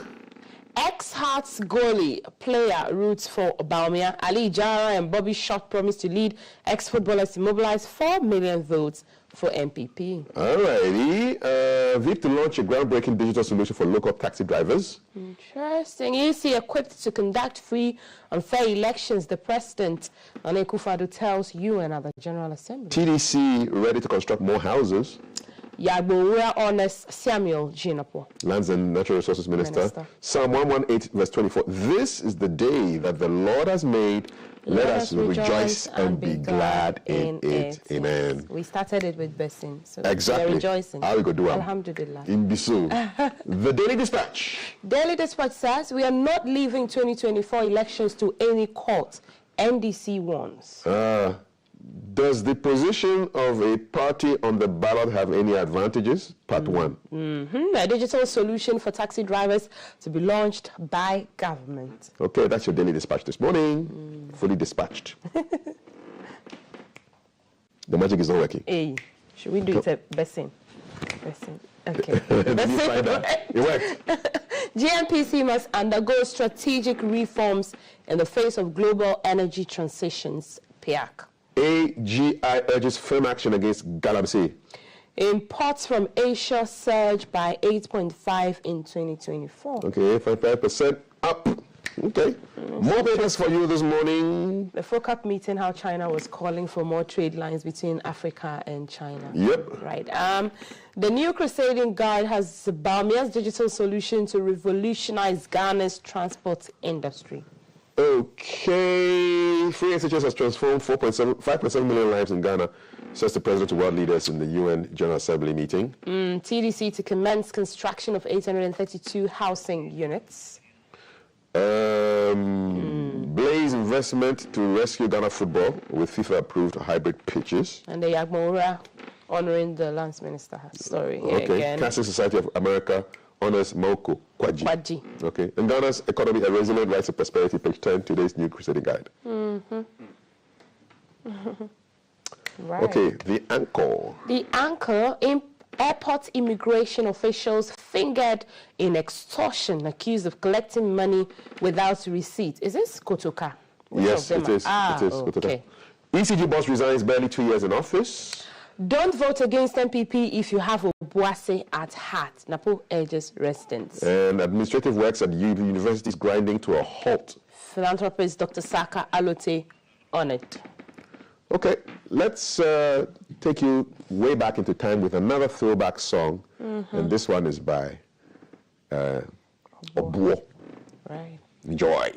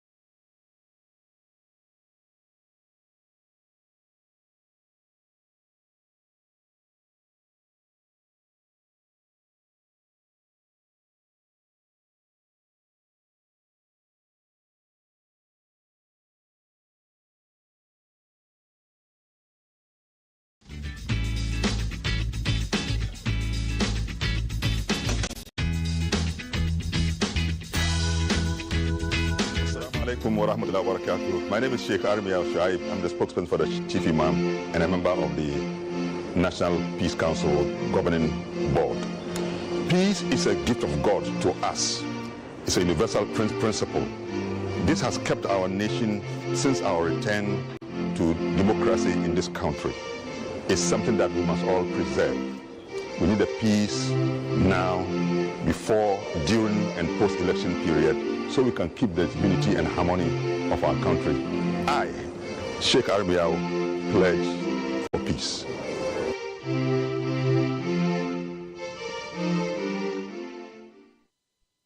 You're watching GTV Breakfast. Good morning. Welcome to the show. My name is Kafui Day. Still to come conversations on information. There's a health screening gig that you need to be aware of, and a worship leader who's going to be on the set. Your messages coming in on 055 556 1034. 055 556 1034. And my guests are seated and ready to delve into the issues of the morning. Reverend Dr. Lawrence Tete is the president and founder of the Worldwide Miracle Outreach, and Sheikh Arimi Al-Shaib is the spokesperson for the National Chief Imam. They're live on GTV at GBC. Gentlemen, salam alaikum, shalom. Good morning, welcome to you. Salam alaikum and good morning and shalom. It's good to see you all. Rev, how's it going? What's on your mind this morning? I think I will not miss my words. Galam say, let's go back to you. You'll be surprised all the sarcastic message you sent by toasting. Somebody still didn't understand what it was. Yeah. And asked me, what drink was it that we toasted with and we never drank? It means not many people still understand what is happening. Yes. Now, simply put, there is a Galamsey issue, illegal mining, that has polluted our water bodies, have destroyed a lot of farms, have taken away cocoa farms, and have dug under people's homes. In 14 of the regions in Ghana, with the exception of Volta region and Greater Accra region, all the other regions are into Galamsey. Chiefs, leaders, police, immigration, army officers who are supposed to be defending us seem to have turned a blind eye to it. And it's quite worrying because children are born with defect. Water bodies are so destroyed that if we don't handle it very well, in the coming years, Ghana will be importing water. And Cobra is a mess. Brim is a mess. Kese is a mess. All the big rivers we have in Ghana are all polluted.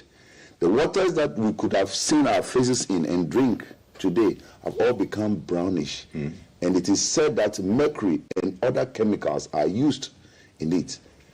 The other side of it too is that it has a lot of medical repercussions and homes are being destroyed. And the question is that how long can we sit down for our home to be destroyed? Unfortunately for us, from our political leaders and our security agencies, and of course all stakeholders, we seem to be losing out on the fight against Galamsey. Brother Kafui here, who has been our host for the Thursday programs, and my big brother Sheikh Aremea, have always been talking about this water. Please lift it up. This is a new one. Yes. This is PRA. Okay. PRA from last week. Our team went there. Darryl fetched this one, Darryl Alantego. So this is PRA from just a couple of days ago. This is PRA from 2 years ago. Okay. Yeah. So this is the color of our waters. Now, how can you live on this? It's getting worse, you know. This is getting worse. And not long before now, we were told that there are water crisis in Elmina in the Cape Coast area. Check the map. So this is a program I have that I sent to you. I don't know. Yeah. I was a little bit hard, but I took the cue from you. Yes. And I said we should all be ashamed. I took the cue from you. We should. It's there. Look at that. We're going to put a map on the screen right now. So this is a map of the water bodies in And the key, red means severely polluted, orange is highly polluted, yellow is polluted, and blue is unpolluted. So let's start with the highly and severely polluted. So you have the Birim, the Enum, the Ofin, the Pra, the Ankobra, the Tano, the Bia, the Afam, the Pru. These are heavily polluted, severely. Then we have the orange, highly polluted. You have the Tyne, remember Tyne, in 2008 when we had to go for a third round. You have the Sicily River, you have the river in the northern part of west part of Ghana is the Kulpong River. Those are severely polluted, highly polluted. Then you have the yellow part, so you have the white water is polluted. You have the only bodies that are unpolluted is the lake. You know, it's the Volta Lake. Lake Volta is the only one. White water is polluted. Parts of the black water is polluted. So this is the situation. And even if it's not checked, not long from now, that will also would be polluted. Yes. These things that happen with mercury and water and things, you cannot stop water. Yeah. So that's where we've gotten to right now. Yes. I've seen a picture of how some of the polluted rivers are getting into the sea. Yes. Yeah. So aqua life is also endangered. Yeah. Aqua life is endangered. All the other things, once the mercury gets in, yeah. So our fish supply, for example, we are going to. So this thing has got so many facets. The facets is not something that is being discussed outside of a certain context. The context must be understood very well. It's only when we feel how it is that we really have a sense of urgency.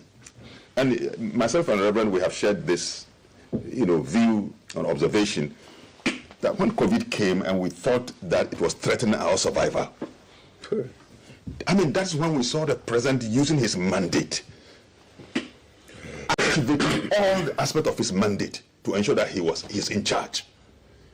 And we were compelled. Can you imagine our annual pilgrimage to Mecca? Can you imagine this? Look, around the Kaaba was empty for the first time. That's right. Completely devoid of human beings. The authorities, they have to say, look, yes, we are coming to worship God, but given that circumstance, stay home.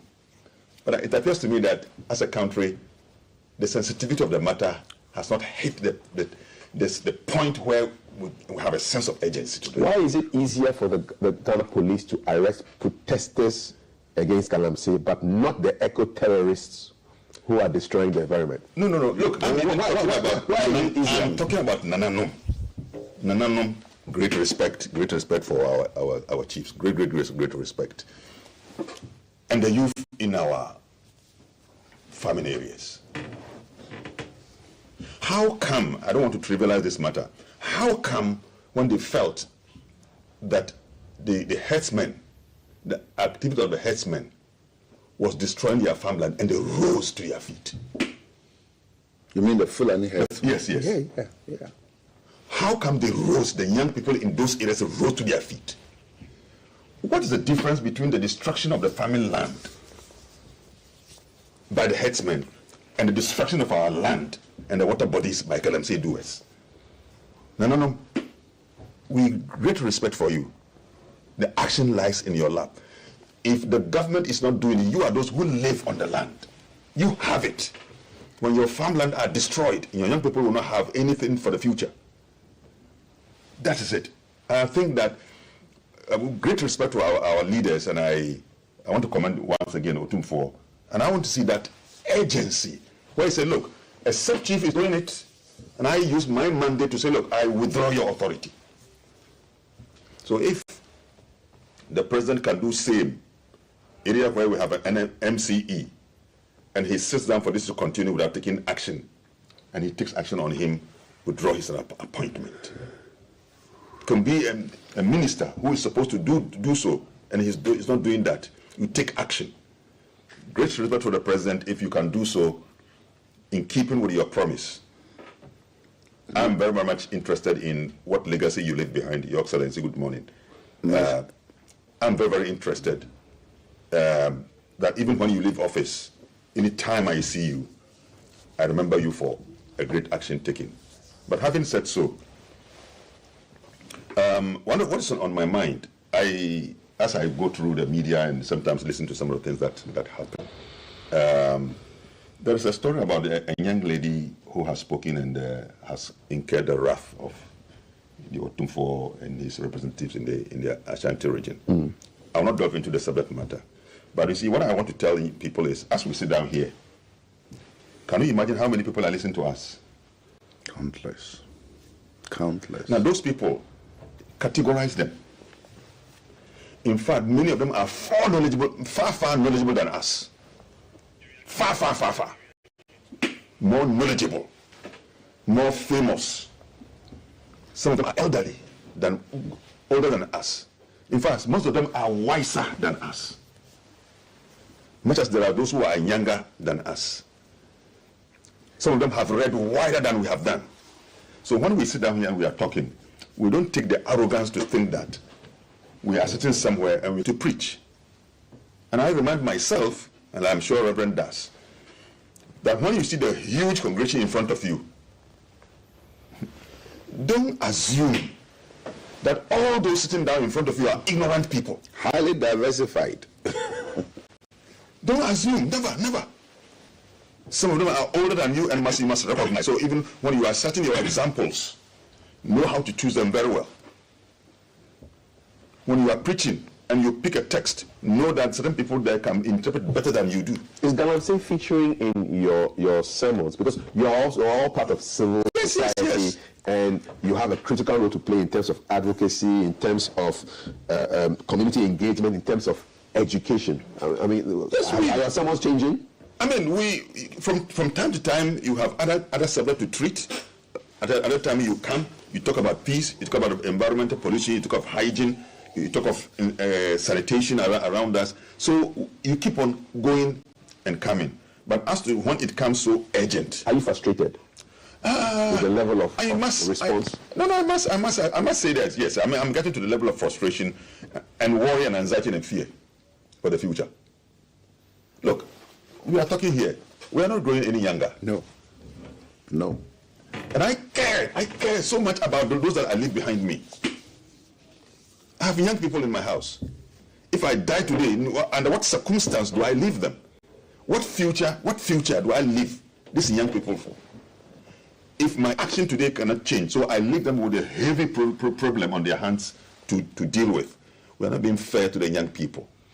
We are not being fair to the young people. What is the Peace Council saying about the action of the police against these demonstrators? In fact, I must from the beginning, apart from the issue of the arrest, I think the police must be commended. If people can disagree with me, yeah, I mean, they can be. What I saw, the provocations I saw, the first day, I mean, the inconvenience that we were suffering. I myself, I was going to travel to Kumasi in the early morning. I was going to the airport.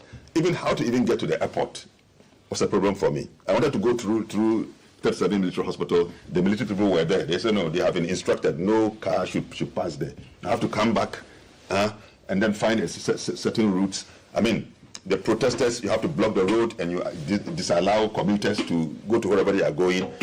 Yeah, so I think that the police on the first day did their job very well. They put the barricades, because in anything there must be law. I mean, they say, okay, where you want to go, we can allow you to go there, but we can give you another place. So all these arrangements have been made. So by the second day, I saw a certain level of provocation as I watched. I saw people pushing the barricades. The police were there, and I saw somebody was pushing them behind. The police were onlooking. I think that they've now been able to be trained to avoid this brutality, to restrain themselves. I think that they must be commended. Some people can disagree with me, but according to what I saw, and to the point when I saw this young man for whom I have great respect, and I see in him some great future, the leader, the convener, Vomawo, going to remove a car key from the car, a police car, I mean, he took the engine off, police. And removed the key and took to his heels. And they were chasing him, and he threw the key away. That is one of the things that I want to really advise the young people about. You see, for any course of action, you must begin from there's something called the 3 C's: concept, content, and context. You must really, how you conceptualize the thing. That is the what. And then the why, how you conceptualize is important. The why of bringing about the concept is important. Then the context is very important. If you don't get these things right, you might have the what correct, but the how can lead you into something else. And I think that that's exactly what has happened. They could have maintained their protest, remained there for the 3 days, allow the police to do their work, never to get provoked, not to go to that level, and so on and so forth. So that led to a certain number of arrests. Let me take that from Chief. Yes. Yeah, and before you even jump in, let me just, because this is related. So this is Franklin Cudjoe, president of Imani Africa, commenting on what happened following the arrests. And he says, it's disgusting and disgraceful the way protesters have been treated so far by the courts and your men. He's speaking to the IGP. Yes, by all means, charge them for crimes you believe have been committed, but please do not treat them as though they were insurrectionists and terrorists planning to overthrow the Constitution. Apart from Gestapo and communist societies where such draconian measures exist, the decision to detain the protesters beyond 48 hours to 14 days without access to lawyers is inhumane and shameful. Please, the real matter that got us here is the mass ecological homicide superintended by the careless political figureheads in high office. Frankly, the police should be processing known Galamsey illegal mining kingpins and their backers in government for prosecution. Frimpong Boateng's open book of shepherds and followers of Galamsey should be your first contact. In the meantime, please discontinue the detention of the arrested protesters and hand them over to their lawyers. What do you think of what's your view on that? I think this whole issue is a distraction to the real subject. The real subject here is that we don't want Galamsey anymore. And the young men and women, sometimes in the midst of it, people get a little bit overexcited. And so they must be measured in their approach to it. I watched some of the scenes and I think it could have been avoided. Sometimes, like, we have a saying that going about busily doing the king's business will not make up for neglecting the king. Kavui, did you hear that? Going about busily doing the king's business will not make up for neglecting the king. I'll give you a story of a young lady who got married to a young man. And for 3 months, she didn't want the guy to have anything to do with her because he had a surprise. She has a surprise for the guy. And what was the surprise after 3 months? She's hand-woven a shirt for the guy. The guy took it and threw it. I was nonsense.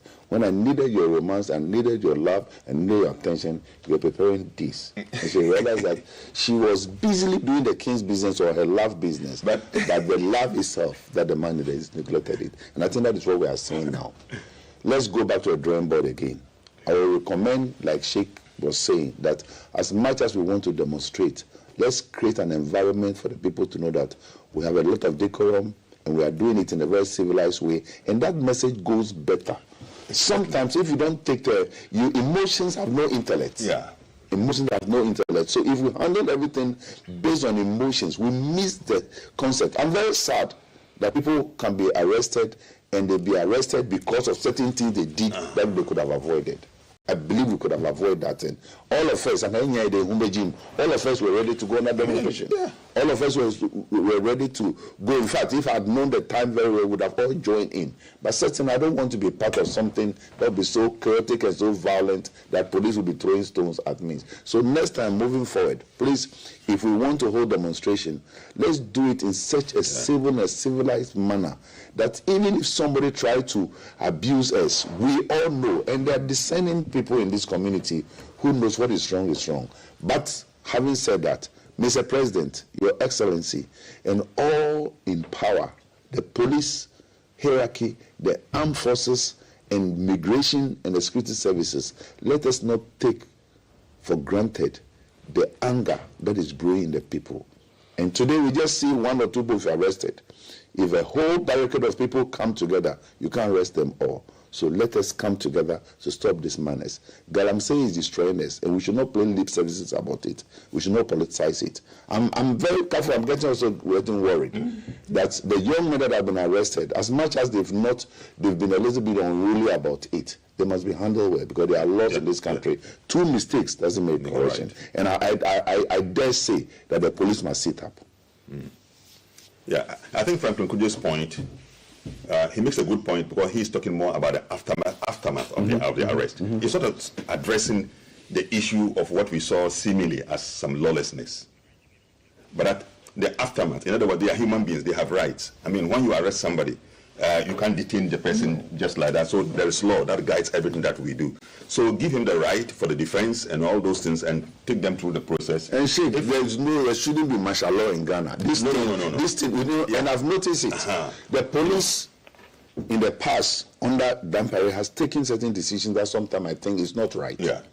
I mean, and let's face it, it makes it very personal. I have a good relationship with him, so I'm not saying this thing personal. I'm just looking at it. Cars arrested. And then the cars are impounded. In Great Britain, where I live, if you do have a traffic offense, they give you a cheat or a coupon. You go and pay. But if you arrest the car 3 days, and you go and the court is not there, there's no even movement. And there are certain people who are doing very serious work, but because of the mistake of the driver, not even the owner of the car, you impound the car. So some of these things must be checked. And I think there must be certain streamlining places that we don't take the law into our hands. And we are not in a state where there must be so much lawlessness that we brutalize our people. If the people were arrested for misbehaving, in less than 48 hours, get their lawyers to come and bail them out. This is not treasonable offenses. What they've committed is not treasonable offenses. No, I mean, it's not rape. It's not murder. It is not coup d'etat. And so why keep them? It makes it too political and so obvious that somebody has an agenda. And I think for me, I take serious exception. If my brother is one of those you've arrested, and you've kept them for 48 hours, how do you expect me to be happy? They misbehaved. The courts are there. That's why we have the courts. In fact, in Ghana here, I don't see why we should not even sit in the evening. In Great Britain, where I've lived for many years, you can even ask for an evening court. They do. So get them to the magistrate court, get them to whatever court, and let them make sure that they go through. If they have to be fined, they are fined. They are giving caution, they write a bond. But don't keep them. That is not right. And sometimes arbitration should not be political. It should be a right. Yeah. And certainly, I salute all the boys and girls and men and women who went on Galamsey demonstration against Galamsey, because this absurdity, the nonsense, must stop. It's gone from nonsense to absurdity. There was an elderly woman and she excited me. She was very vocal. Very vocal. An elderly woman. I do very vocal. Yes. And I thought that, and she was talking about her children and grandchildren. Yeah, that's what excited me. The kind of sentiments that you always have about the next generation.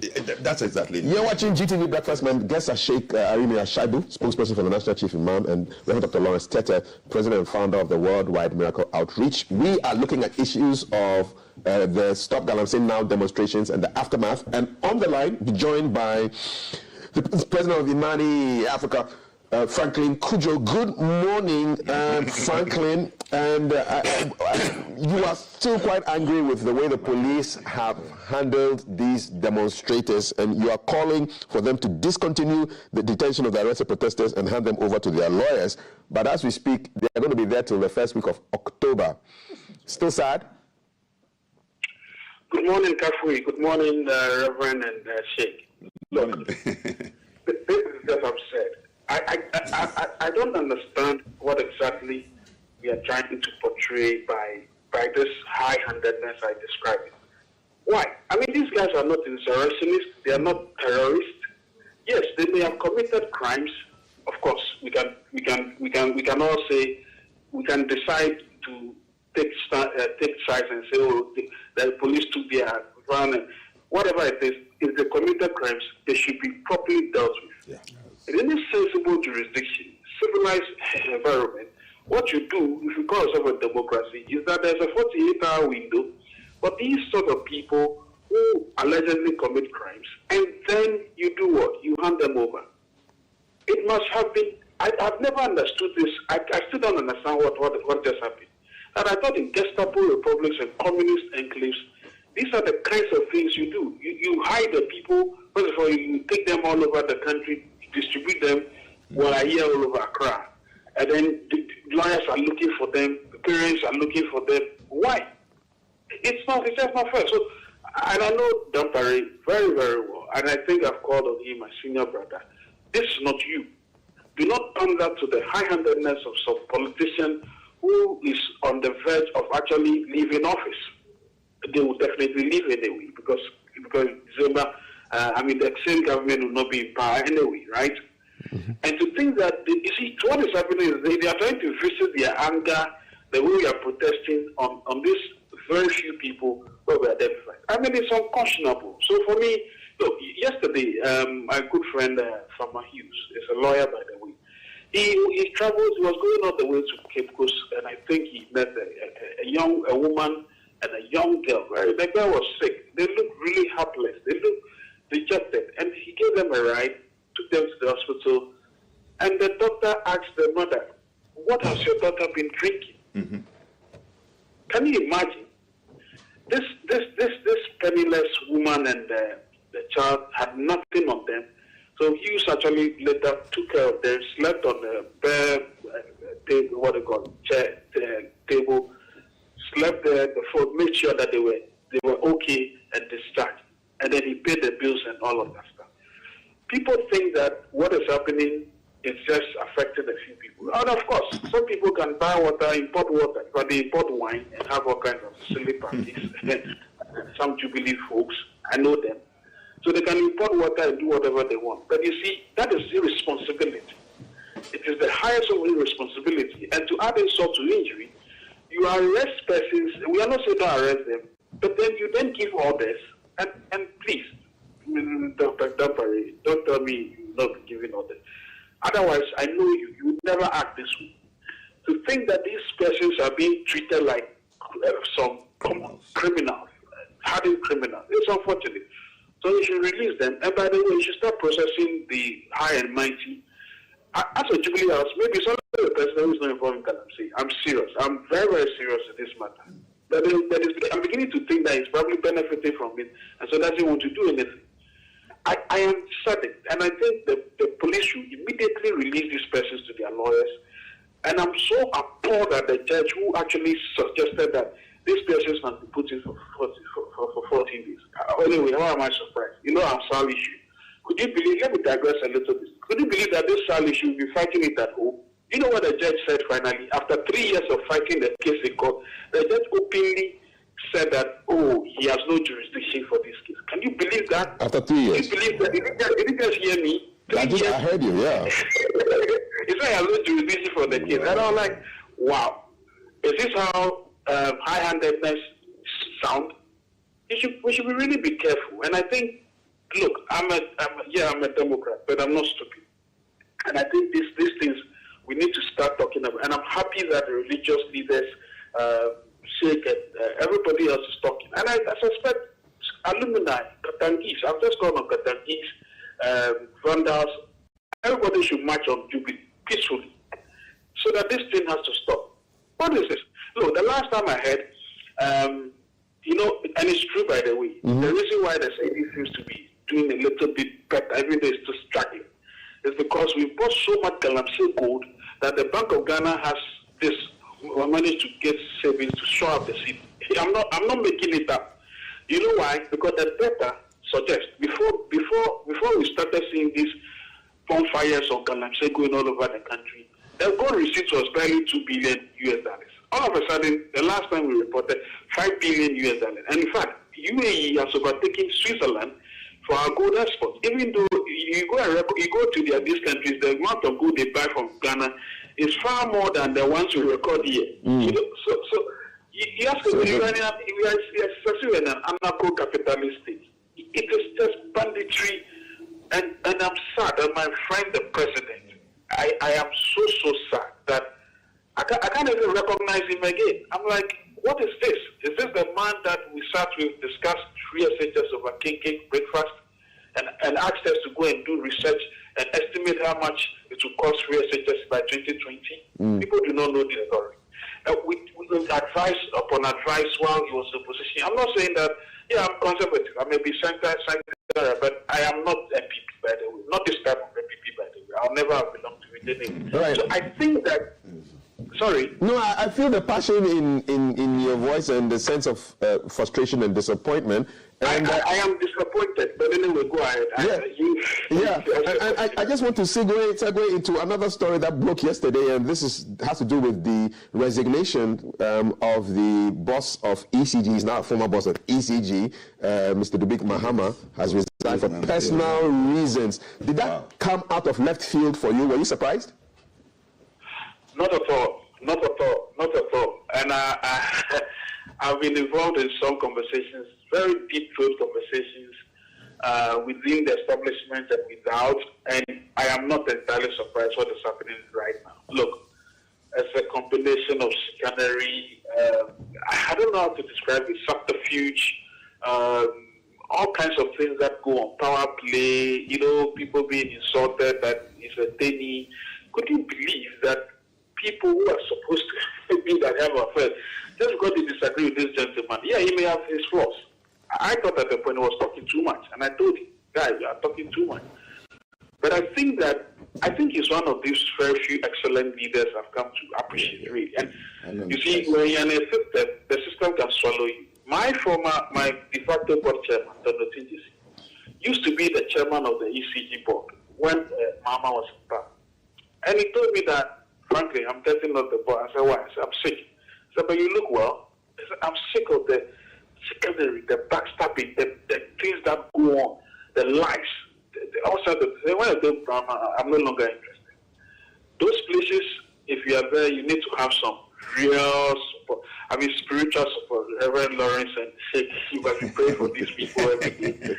Real support, real spiritual, but also just the grit that you need to have. The gentleman has experienced a lot of grit. I've seen better. That worries me. And I'm surprised that I thought, anyway, we'll find a way of bringing those things out.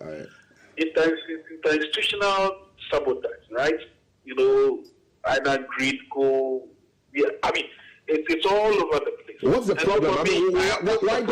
Why do you think he had the issues there? Let me be very frank with you. These issues are clear. Political people just want money. They want to make... You see, politicians benefit from crisis. And crisis mode, that's why I'm not surprised what is going on in Ghana. People are benefiting while we are crying. There are vested interests who are benefiting from the system, so that the point is, instead of all these fools that are not to be bought, they say, oh, buy it from here. Buy it at this price. Buy it at this price. What is this? One man can stand up for so long. I don't go after. Emmanuel, we are not interested in personalities or whatever. I mean, institutions. Of course, if you had an institution and you misbehave, like Jim, my former boss, is misbehaving right now, I'll call you out. But I think that Dubik, by the way, is one excellent human being. I think he has a larger heart. And I think he's done quite well. If I were the one, definitely, there'll be bullets flying all over. I don't mean physical bullets, but blues and things. I don't mean physical. I'll fight. But I think the one man that fight for so long. Yeah, I mean, on our show, when he was interviewed by my colleague Thelma, he did say on this show that if he felt that he was not getting the support of the president, he would leave the job. He actually said it openly. Of course. Yeah. Of course. Do you think he's lost the president's support? I am not entirely surprised. Sorry? Do you think he's lost the president's support? I think yes. He told me the same thing some time back, that the day he loses, how did I even forget that? And I think at this stage, yeah. Actually, the problem with the president is that he's such an ineffective leader, and to the extent that he allows loyalty, believes in loyalty ahead of efficiency. So for me, what I see is that he knows the guy is doing the right thing, but because the people who are pumping all sorts of negative things in his head are loyal people that he knows, and he wouldn't listen. And then that's President Nana. In fact, I'll be writing a biography. If I wish I could, I don't have all the time and all of that. But I'll write a befitting legacy for Nana Addo, because I've known him up close, and I think that unfortunately he's one of the weakest leaders we've ever had. I'm sorry, but that's my judgment call, and it will change the problem. I'm just curious though, what position from where you sit as Imani, what position does Mr. Dubik Mahama leave ECG? Is ECG healthy? No, ECG is not. I mean, look, the guy has been collecting a lot of bills. By the way, you know that he collected so much money. At some point, he started distributing some of the money, and I said, when you do those things, people say, you've got money and you're sharing it, like buying motor bicycles or police people.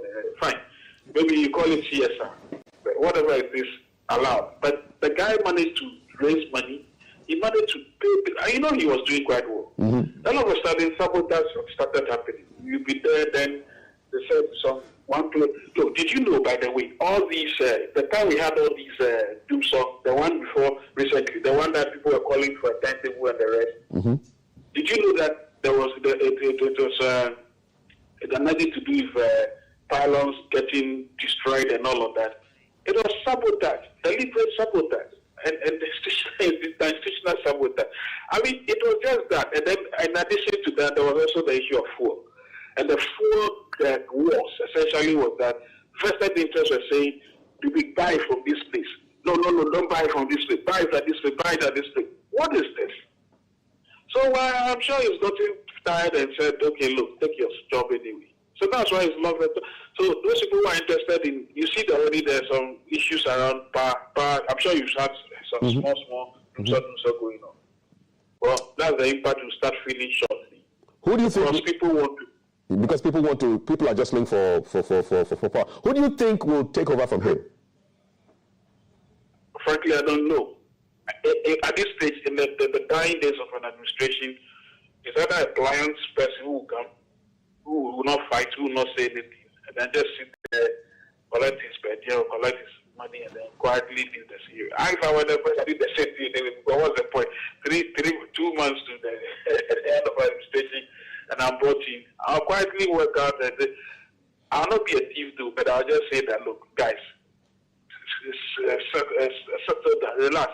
Let's sort this doom sorting. The problem I have is that when this administration leaves office, the next administration comes, they'll be saddled with a lot of debt. Already we've had this humongous debt. You see, all these debt that have been attracted as a result of these crooked deals, which is affecting, which has made Dubik leave. All of this will pile up, and indeed, the ECG's woes would become monumental. It's really sad reflection. Anyway, it's jump ship. That's what happens when the ship is sinking, right? So people start jumping. I'm sure others would have to jump anyway.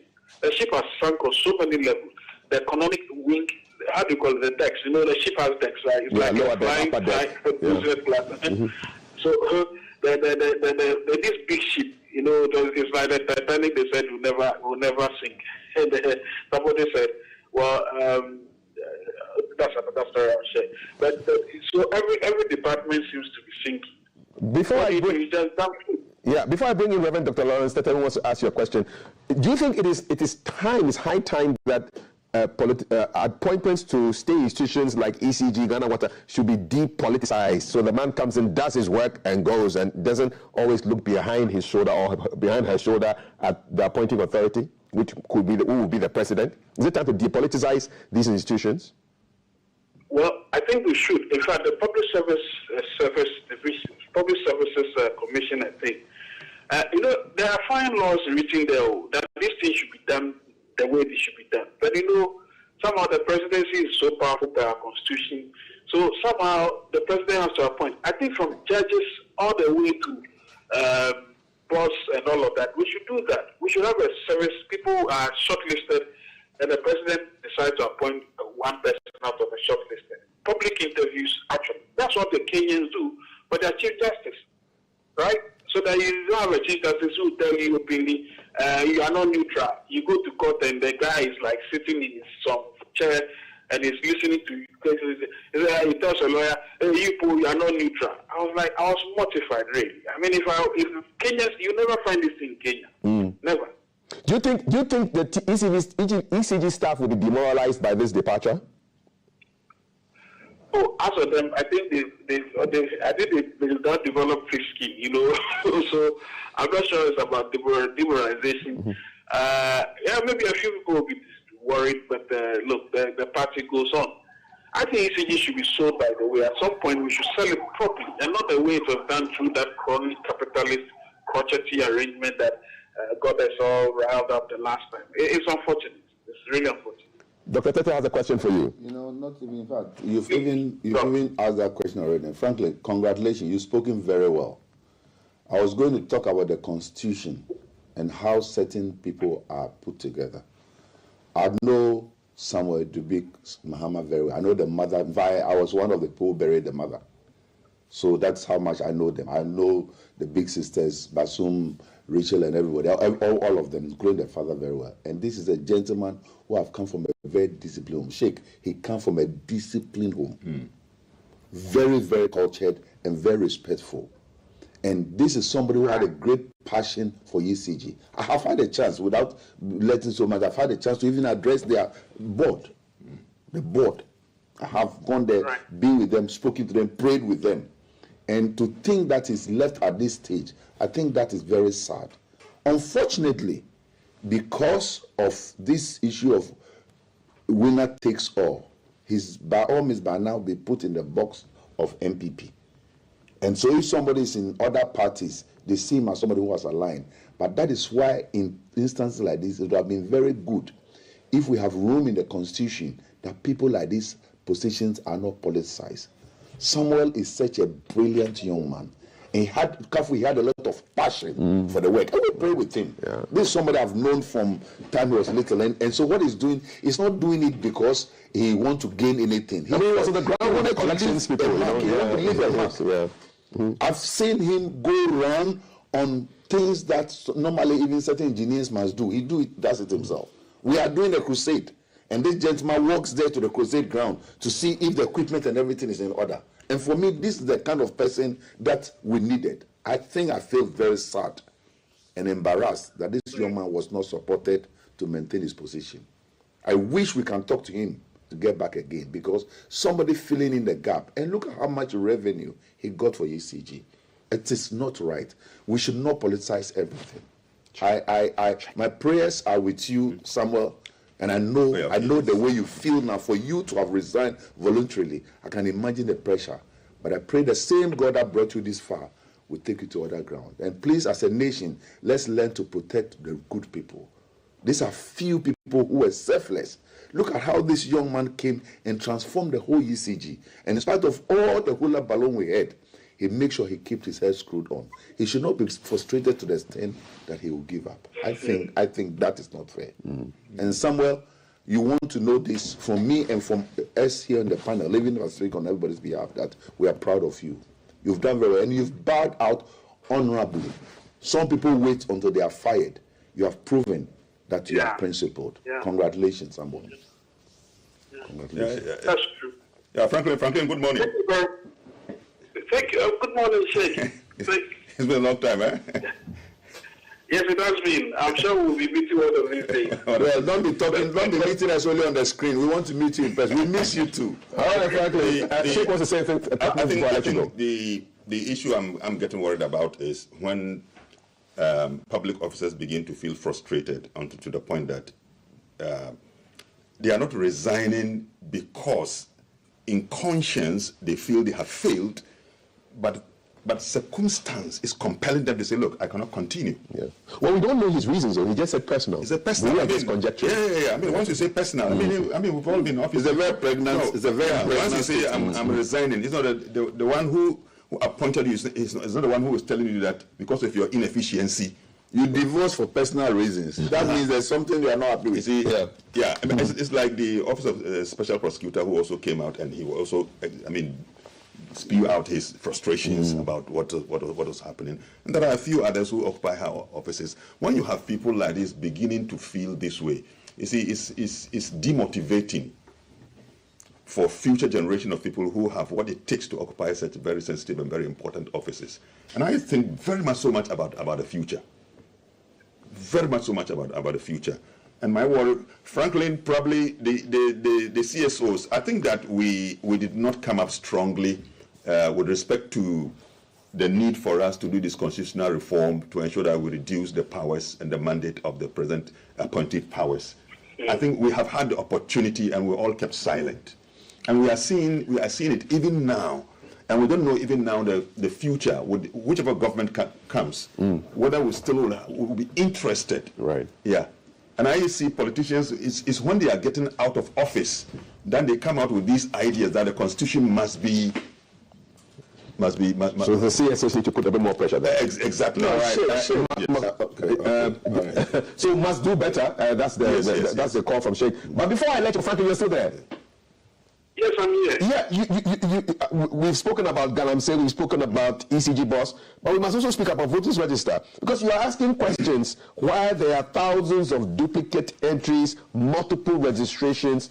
What exactly is going on? Why can't we just get a register that doesn't bring wahala?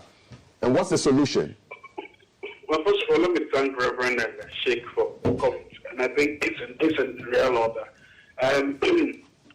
You know, I like I said to the BBC recently, I'm probably the last person to be asking about the credibility of the EC, because, you know, I suffered directly, right?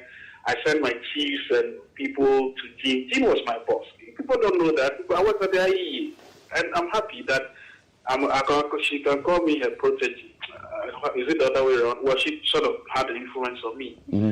And I respected her for that. When she got the job, I probably was one of the first people she called. For an hour, we discussed. I said, look, we'll give you all the support. Well, things didn't turn out the way they turned out, because all of a sudden, all kinds of things are happening. Procurement. We started with the procurement issue. You see, the reason why this procurement issue is related to what is currently happening is very important. When we suggested that, look, the way you are procuring these so-called biometric machines, let's all be careful. It's not the person who probably brought it who is the problem. It is the way how they call the chain management. So you buy it from a vendor, then the EC decided to have a number of consultants, local consultants, who were then supposed to unlearn the process and then continue using the system. What we are finding out is that it is the consultants who padded a lot of the numbers, by the way, who are now struggling to actually work with the machines. So aside the fact that some people have been found out, the EC have agreed that some officers deliberately transferred votes and all of that, and they were kicked out. What actually will be happening, what we think is really happening is that the EC may not necessarily, the frontline ECs, Jean and Boss Masareko, may not necessarily be encouraging these problems per se, apart from those that are outside theft and all of that. But actually, it's a problem with the system. You see, so look, the system they have, right, should be able to detect even a billion, should be able to go through a billion data within seconds. And we are doing 20 million voters. What is this? I mean, the company that developed the system, they are known. You go on their website, they are known for so much capacity. So what they show to us can detect multiple registrations within seconds. It's not as if it's not something that should take longer. Right? We've done all the research. Dr. Brasimon is a technology guy, right? And we have relationship. We talk to these people all the time, and so we know what is going on. And we found out that that's what we are dealing with. It's not like some higher grade issue.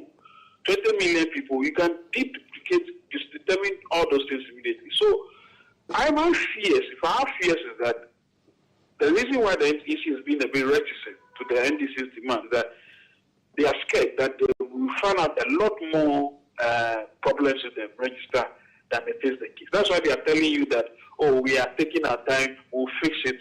It shouldn't take more than 20 minutes to fix that thing. It's a click of a button. It's like you click a button, you determine all those multiple registrations quickly. But I think the gravamen of the problem is the magnitude of the problem is said that they are confused, and I don't think the IT people are actually on top of issues. That's our understanding of what is really happening, and it goes back to the procurement. The machines they procured, Just about $400,000, but they brought Ghana $3.2 million. Anyway, we can go into all those issues, but I don't want to. Let's not get sidetracked. All right. So that's a problem, and I think that it's not just. By the way, did you notice recently that the MPP that said they don't have any problem? It's funny that for them, not even one person they think has been transferred illegally or not. No, they don't think so. They think everybody who has been transferred president is an IDC member. Can you imagine? Then recently, the SAF Mention, whatever they call it, the guy there is screaming that he apparently they went to court saying that they found 1,000 people who were illegally registered in there, and so they petitioned the AG. And I said, what is this comedy of errors? You had an opportunity to support your colleague on the opposite side to look into this matter. They said, you not do it. Now you are crying wolf and you are going to the AG to help you. What is this? There's a lot. And you see, the issue's problem is that it doesn't want to have snatching ballot boxes. So even the way you organize the machine, the way whatever you do from day one, also constitutes it. And at this stage, I'm only worried that the general administration, unfortunately, has been terrible, extremely terrible when it comes to state. Like Chameting of the movement for change has called recently. You know, in a way, it's a bit funny when they say it's forensic. Like I'm just telling you. So I sort of what it is demanded. When it began forensic, it made it look as if the problem is doing so. Look, it is simple. I suspect there's a challenge, so there must be an audit. Okay. I agree. All right. Thank you so much. Good morning. We've taken a lot of your time, but it's been quite insightful. President of Imani Africa, Franklin Cudjoe, speaking on a host of issues, the voters register with the multiple registrations, and also speaking about the exit of the former boss of the electricity company, ECG, Samuel Dubik Mahama, and also speaking on the treatment of the Stop Galamsey Now protesters. Here's my guest, Dr. Lois Tete and Sheikh Arimi Shaibu. My message board is buzzing. Gentlemen, am I released? Please. All righty. Okay. Clifford, good morning. You want to find out if the Bank of Ghana's emphasis on gold as a reserve asset has a negative effect on the increase in Galamsey. If yes, then we are fighting a lost battle because we have gone to IMF and the bank thinks it's one of the solutions to our economic challenges. Clifford from Bilinsa Sandema. The court remanding them to court is an abuse. I want to know what makes it high-handed as described by Franklin Cudjoe from Alaji Opas. Good morning. I think Mr. Dubik has exhibited a very high sense of integrity. He will not allow people above him to push him around. Anyhow, all government appointees must take a lesson from him. Kwesi Amweni. In this country, we have the right to demonstrate, but destroying public property is not allowed. So NDC leaders should stop supporting this bad attitude. That's Asiedu Bequeen.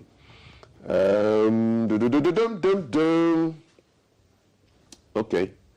To the panelists, if most of the youth in these mining areas are employed, would they go into the bush to spoil the land? The government is so adamant about our country's plight. I very much like to join these two great men, Sheikh and Reverend Tete. Please know that 80% of the people working at Galamsey are not Ghanaians. Where did you get this your survey data from? Please don't use politics to fight Galamsey. I personally know that to it, 98% are probably Ghanaians, right? Ghanaians. And I can tell you that from the places I've been to. Most Ghanaians. I personally know that MPs in Parliament have Galamsey business all over, both MPP and DC. I feel demonstrations will not solve the problem. And he says we should invite him to the studio to tell him more, to tell us more. Gigi Homoku in Ningo, we have lots of great cattle there.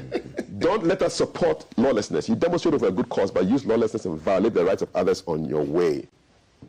It's so pathetic. Oh, look at all the rivers is now entering into the sea. Yeah, Ankobra entering into the sea. It's on our page, Facebook.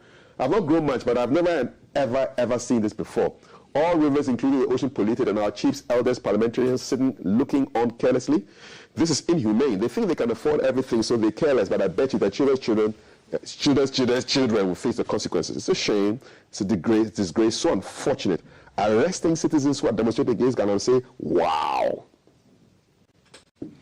Reverend Sheikh, give me hope for peace and unity in Ghana.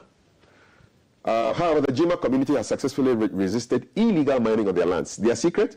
A collective decision to prioritize environmental protection and sustainability. We need to study the Jima example. That's Makija in Hacho. Good morning, CAF. It's really sad. I hope the next administration will stop this madness. There's so much intellectual dishonesty in our country among our leaders. Very sad. Good morning. Where are we? Long one here. How did we get here? We've had presidents who didn't care about chiefs. We've never had a listening government. We're only concerned about money. We've had foreigners come in and dig in our gold. We've had an MPs, a parliament that never really cared. Possible solutions, immediate ban on Galamsey. People caught should be sentenced to death. We need to reclaim our water bodies. Thanks. That's you with your message there, Selassie. Which means the hearer has heard. Selassie. Good morning. These two respected statesmen should kindly set the pace for a national dialogue on illegal mining by calling all presidential candidates to swear an oath. When we have our Galamsey dialogue, you will be on that panel, both of you. It's not fair to put Galamsey problems to MPP government alone. When my mama was president, all he could say is that Chibi is the headquarters of Galamsey. Nana Adai says Tamale. Who is in charge now, bruh? That's the map. We put that map up on the screen of all the polluted, severely polluted, highly polluted, and then the unpolluted. The Volta River Lake is standing, is standing, but for how long? Okay. Look at what happened. This is what happened before the demonstrators were arrested. Okay, I can't play that there. Okay, so those are the messages that we've had. Oh, there's more. The government should expect all of us in the next demonstration. Demonstrators should be released. King Cap, the time has come for us to save our country. It's not funny anymore. Problem is here with us. We know the problem and how to get it done. Okay, Galamsey is something illegal, but they must stop that. And yeah, so this is what I have for you. The police can't arrest the people involved in Galamsey, but could arrest the people against it. That's the what he's saying there. So those are our messages. Those are our big stories that we've talked about. That's our prayer again. It's green now. Green doesn't mean go. Green means gold has entered. Sheikh and Kafui. All these police arrests, demonstration, everything are distractions. We should focus on the we seem to be losing sight of the core issue. Look, release these young men. Let them sign bonds. Let them, and the next time they'll even wake up. Some of them, they've spent some few hours in the police station. They realized that they were not wise in their approach and things. And let's get to the real case. I'm expecting the police by now to have deployed people to Galamsey areas to do 1, 2, 3. In fact, it is the Galamsey perpetrators that I expect to be in cells over 48 hours to know that the nonsense must stop. But not demonstrators who, of course, I don't condone lawlessness. I believe some of them were unwise. They should have handled themselves very well. But like I keep saying, emotions have no internet. Some of them got too carried away and they forgot that we're looking up to them. And I was excited about a lot of people who were doing it. And I thought that that was a very good cause. But they got carried away. That should not undermine the essence of why they are there. Let's go back to the core. Galamsey is destroying our generation, our children. And sometimes, like Sheikh said sometimes, maybe if our generation, Sheikh is not our generation, we ourselves. These waters that we drink, sometimes you take some of the water and you can take that. They've used so much chemical to purify it. Not our sponsor though. This one is cookie. Yes. The waters Awake is good. I suppose Awake they are the best. They are. At least we drink that one we can. But when I'm talking about that, the other waters. Yeah, no, don't try this one, Ochik. Don't give it to me. And give me one of that one. Where are my glasses? My glasses are here. No, great respect. Easy matter. The Musi, Onya Jongo, Onya Kubiango, Oya Problem Sunibi. Name was Sandaman. Why about into Yentimi and Numbio? And I know the Musi in your holiness a Germana. Now, why you mobile? In Yami Ho, less than sweet as a man is there. Into the Musi on ye Don Simon on ye Coca-Cola. In canon, your friend Coca-Cola. On your Fanta. And now, Munkam for one chem, on your beer, so on your clock beer. Inti, Enuma, on ye. Nadema, Nkofuro Banoba say, Hen Assassi, Yedo, but yes, sorry, and it's a woodman. The mother nodded him, yes, sir. Inti Miss Rahman, Yen Dachi. Nyen ihana yetsa asende no nemom wona warbe chiri nchirimban japada yeji jahwan no ono yasema wo hen kase na mama yenko na nchirimban wanka hen wo yawum atete onyeye mfama hen nti se wo hunde I'll serve you. Ya fa yenko opon na ye toast na wo hunde onya fanta on your Fanta, on your Coca-Cola. Is it coming on some? And so we'll do the ceremony again, Reverend. Yes, it's a weekly ritual. In fact, it goes on. Can you, all of you, can you pick your glasses? Please film me. I also film my own. Yeah, can you? Yeah. From back home, from the presidency to the ministries to the MCs. Yeah. So Nananum, with great respect for all of you, for all of you who are far away, can you, in your private homes, can you pick your glasses? And let's all now strike our glasses together to the condemnation and termination of Galamsey that is continuously devastating our land and polluting and contaminating our drinkable water. The future is becoming dangerous, and we have reached a crisis stage in our attempt to deal with this matter. All of you, raise your glasses to the condemnation and termination of Galamsey. Down with the eco-terrorists. Yes. Galamsey must end now. Yes. It must end now. Hashtag. Let's end Galamsey now. Thank you very much for watching GTV Breakfast and participating in this conversation. There is more ahead. Stick around. Don't go anywhere. Down with the eco-terrorists. To the condemnation of continuous Galamsey.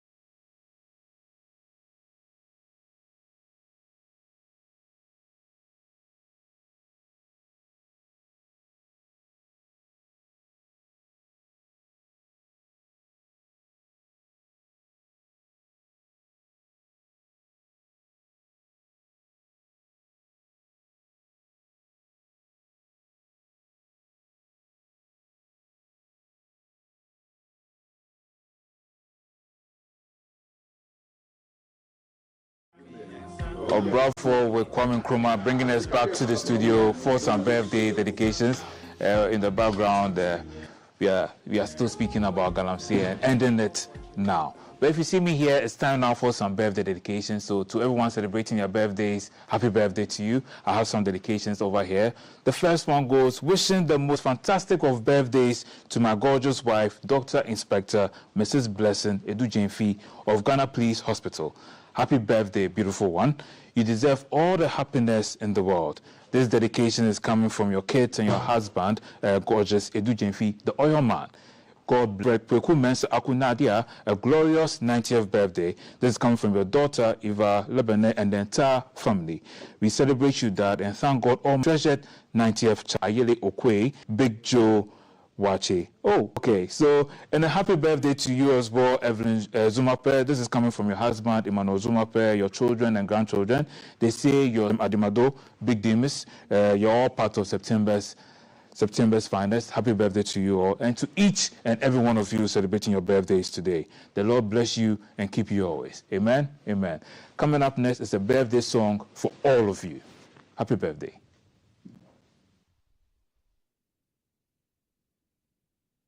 And one last one going out to Daniel Lawson, a.k.a. Papa Law. He's with the GBC Design Department. Happy birthday to you, Papa Law. Hey, if I hadn't done this dedication, the law would have taken me on.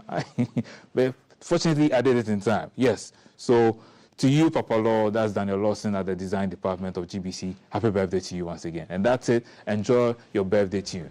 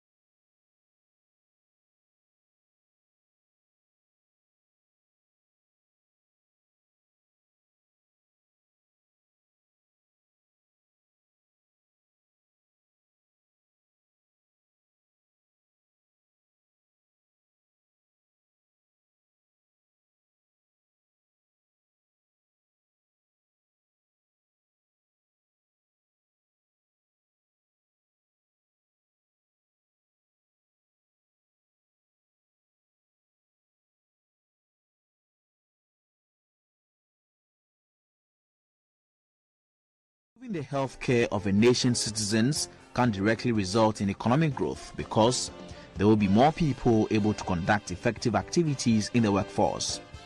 Prostate problems in men, for instance, have been one of the greatest menaces we face as a people worldwide.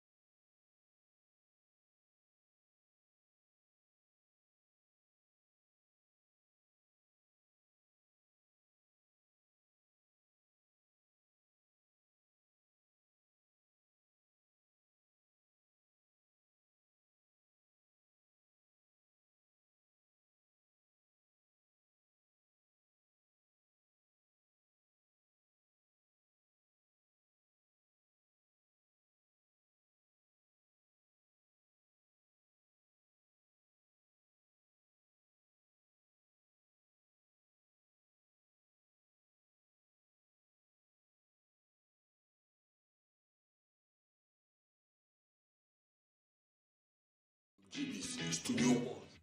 Welcome. Yes, this is Studio One, and this is GTV Breakfast. It's 9 a.m. now. I am Malti Tisaida Sadek, and this show is proudly brought to you by Awake Purified Drinking Water and Medimosis. And that's the conversation we're going to have today.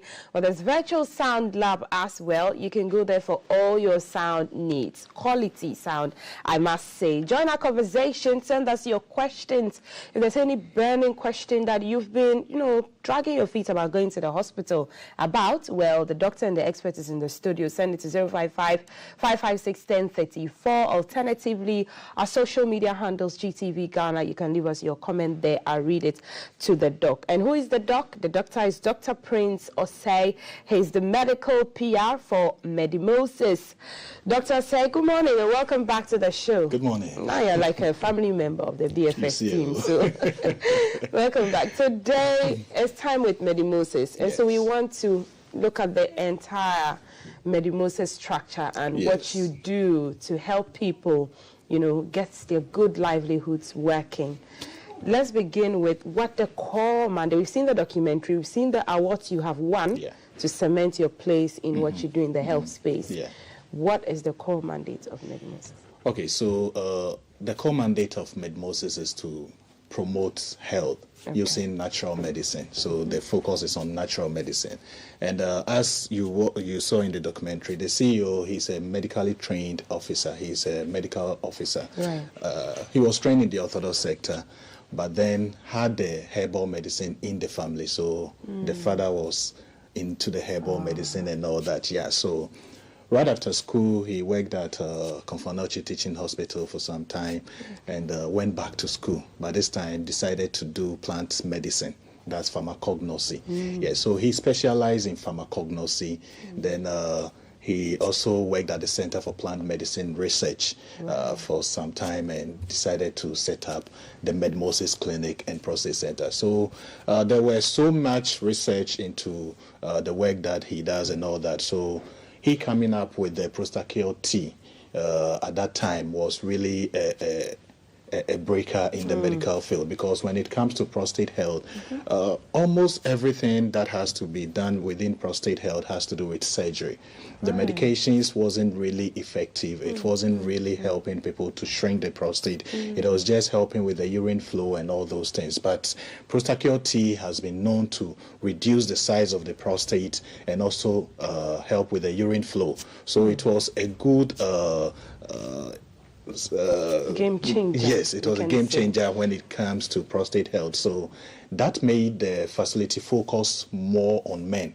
Though we also attend to women, but then the name and everything around it was about the prostate, because that was our specialty. That was what we are experts in. Right. So over the years, we've been seeing cases. I think you asked about the statistics. Yes, I was asking before we came on. Yes, just on our website, we have about 230,000 people that we've seen from the time of inception. Wow. Yeah, 230. And inception was when? That was 1993. Yes. Okay, I was born. You see, so for last year was our 30 years anniversary. So if you see the T-shirt I'm wearing, it has the 30 years. Yes, so for 30 years, 3 decades. 3 decades, yeah. And for a health center or a hospital to be there for this long, it means that the credibility is there, because most people that comes there go out with testimonies. Because if it wasn't like that, you fold up. Yeah, definitely. In Ghana you fold up. But for you to be able to do this for like 30 years, then you should know that there are a lot of things going in there that is working for because us. Then you have stiff competition with the orthodox hospitals and how people are so used to going there instead of trusting the herbal one, even though that's where we came from, you know, before the orthodox system came into being. So prostate enlargement, can you walk us through what you do if somebody appears at the hospital that they feel they have any issues concerning prostate? So most people will come to the hospital with prostate issue when they start having urinary issues. So most of the symptoms of prostate enlargement is frequent urination, straining to urinate, incomplete voiding, and so on. Some people too also respond, visit the hospital with blood in urination and all those things. So when you come to Medmosis, we do a scan. We do a scan on the prostate and also do a PSA check. I always say that I've been to several facilities, and the price at Medmosis is quite lower when it comes to prostate check. And I was told it's because that's our specialty, and also we have a foundation, Medmosis Prostate Foundation, that supports. Because if you look at outside, people are paying about 500 cedis just for the prostate check. Wow. Yes, but at Medmosis, the scan is 100 cedis. The PSA check is 150 cedis. That's so it's like quite a big flat. Yes, 50% of the price that people are paying outside. And it's something that is really helping, because, you know, when it comes to prostate health, most people get it when they are on pension, because it's a condition of the aged. So most people get it when they're on pension. So around that time, coming by with money and all those things become difficult. Yeah, so Medmosis have been helping the community when it comes to that. And you know, September is Prostate Cancer Awareness Month, and over the for this month, Medmosis have been organizing free prostate screening. So we've been going to the stations, the lorry stations, the market and all that. From here, I'll be going to Odoko station. Today, we are at Odoko station. Yeah, so today, Medmosis is at Odoko station. Yeah, tomorrow we'll be at 37 station. Yeah, so for September, we've been moving from one lorry station to the other, and we will be crowning it this Saturday at all Medmosis branches. So all Medmosis branches across the country, the Adenta branch, the Ashaman, the AESL building, the Kumasi branch, we will be doing free prostate screening at all the branches from 8 a.m. to 2 p.m. So if this is the first time you are hearing of it, you can be part of this, because we want people to know their state. You know, when proud to Medmosis doing all these advocacy works and all those things. people will grow and start having prostate issues without even knowing that they have that issue. And most people will have retention and there will be catheter insertion and all those things. But because Medmosis have been doing this advocacy for quite some time now, people are aware that there is a condition called prostate enlargement which can cause all these issues. So people are now aware and they check the prostate at least once a year to make sure that things are okay. And by God's grace, we have medications that are able to reduce the size and help them to live a good life. Yeah. What's the first aid like when they come and then you have scanned, you have diagnosed? I'm seeing a lot of some of your medicines displayed here. We have the Prostacure T, and good enough, the Prostacure T is available in all pharmacies. People come to the hospital and they are like, they had a retention. When you have a retention, the urine wouldn't flow at all. So you feel the urge to urinate, but it's not flowing. Yes, so the Prostacure T, because of the research works that have gone in and all those things, when you take it, it's a form of a first aid.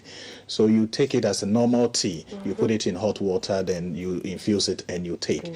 And most people that takes it will come to the hospital and say that when they had the retention and they took it, the urine was able to flow, but now they are coming in to check to find out what actually caused it. And we will notice that probably there is an enlarged prostate or something, and we will add other medications to it to be able to reduce it. Yeah, so Prostacure T and Prostacure capsules is there for people with enlarged prostate, people with urinary issues, people who are suffering to pass out urine and all those things. And you can get it from any pharmacy near you. You just walk into any pharmacy, you say you want Medmosis Prostacure T, Medmosis Prostacure T, and the capsules too for those who would prefer the capsules.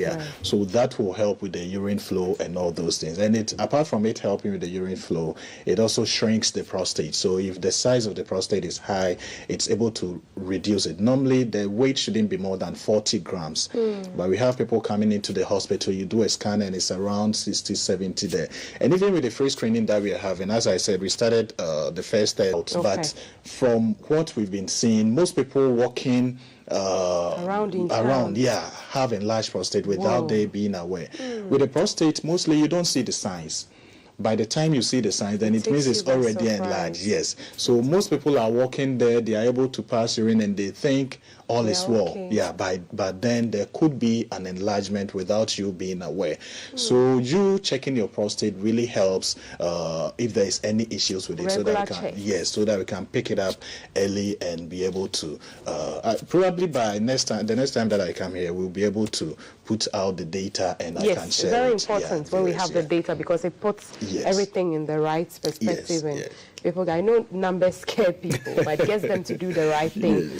Before we get to, I have a colleague or a friend whose father has this prostate issue, and he's told me how money consuming it is and how frustrating it is him being in the hospital. So what can they do? Is there anything that Medmosis provides to prevent them from even getting to that stage? So if there is a family history, like as you're saying, your friend, it means the male in the family has to protect themselves. Yes, so once the father has it, the likelihood of the son picking it up is quite high. Once your uncle also have it, it's a male thing, so it's mostly the male that gets it. But once it's in the family, the likelihood of you having it is high. And I always say with the prevention, the first step is to be doing a regular checkup. The regular checkup will really help. The dieting and all those things help. You know, the fruits and vegetables and all those things, they help. But then I always say we even have vegetarians who have prostate enlargement. We assume vegetarians eat healthy, but then yes, we have stuff, having prostate enlargement. So it's not just diet dependent. Sometimes the genetics play a role. So how about exercise? Exercise, they all help. But then you having a regular checkup really helps, because if it has started enlarging and we pick it up early, the medications will be able to bring it down faster. But when, let's say, as I mentioned, it shouldn't be more than 40. Some people come and it's more than 100. So you see the distance that we have to go, like the rate that we have to go to bring it down. But if, let's say, yours is around 45 there, though it's enlarged, it's not so much. That one, bringing it down is quite easy for us and also for you, the patient. And when it comes, though it's a condition of male, when it comes, it affects the entire family, because when the man being the head of the family is affected with any medical condition, it means the wife has to be involved, the daughters, the sons have to be involved. We have people, sometimes the whole family coming to the hospital because the man is not well, because when the landlord is down. You see, and mostly it happens at night. It's quite unfortunate that when they can't urinate. Yeah, so by the time you go to the hospital in the morning, you see some men there with the retention, and we don't want that, because when it happens like that, the immediate intervention is the catheter. We have to put the catheter in your manhood, and it's quite disturbing when it happens like that. So we advocate that all men should at least once a year, if you are below 40 years, once a year you need to check the prostate. If you are more than 40 years, you need to be checking it every 6 months. If you are more than 50, 60 years, every 3 months is ideal, because the more you age, the likelihood of changes happening to the prostate. Yeah, so you need to be checking it at regular intervals to make sure that if there is any changes in it, we can pick it up early and deal with it. And I'm happy that you are doing the free screening at various public centers, and I think that it's quite in the right direction so that people can take advantage, because as you said, the men, the landlords, the breadwinners, they are always busy just looking for money, and so time to go and check these things is quite tasking. But tell us about the MediPlus and Afromosis. What okay, so MediPlus and Afromosis is for men. Okay. Yes, so you know, when you have prostate issues, when you have even hypertension, diabetes, sometimes it can affect your ability to perform as a man. If I say ability to perform as a man, I believe the men understand. I'm sure they do. Yes, so MediPlus Afromosis helps with erectile issues. So if you are having any issues with erection, if because of some medical conditions like diabetes, hypertension, you are having issues with erection, you can take MediPlus and Afromosis. What it does, it opens up the blood vessels to allow blood to flow to your manhood. Mostly if there is not enough blood supply to the manhood, that is where some of these issues happens. And it also boosts your nitric oxide levels. So nitric oxide helps with the vasodilation. It opens the blood vessels for blood to flow to your manhood. So MediPlus Afromosis will help that, and it also prolongs your duration of action. Yes, so it prolongs the duration of action, especially the MediPlus. Is it an aphrodisiac? Yes, you can say that. But sort. What I mostly call it is it revitalizes you. So it gives you the energy that it boosts your system for you to have the energy that you used to. You know, some of these aphrodisiacs, you take it and it has certain side effects and all that. But this one, you don't take it when you're about to do the thing. You have to take it with time so that it will revitalize you, to give you the strength that you need to be able to go on with that. Yeah, so MediPlus Afromosis will help the men to be able to deal with some of these issues. Okay. And our Medimosis garlic capsules that we have here, is something you take on a regular, and who is it targeted? Is it for the women? Because I'm seeing your Femacure capsules, which you talk about very soon, but the garlic capsule. Medimosis garlic capsule is for everybody.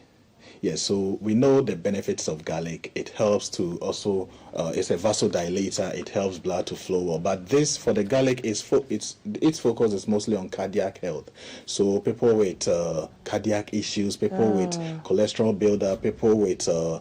cardiac is what? The heart? The heart, yes. Okay. So people with hypertension and all those things. When you take the Medimosis garlic capsules, it helps you. What it does, it helps with the blood flow. So because the blood flow, when the blood flow is not distracted, or when your blood vessels are open for the blood to flow well, it means the heart wouldn't have to use so much pressure to pump blood. It's the pressure of the heart is using to pump blood that causes your blood pressure to rise.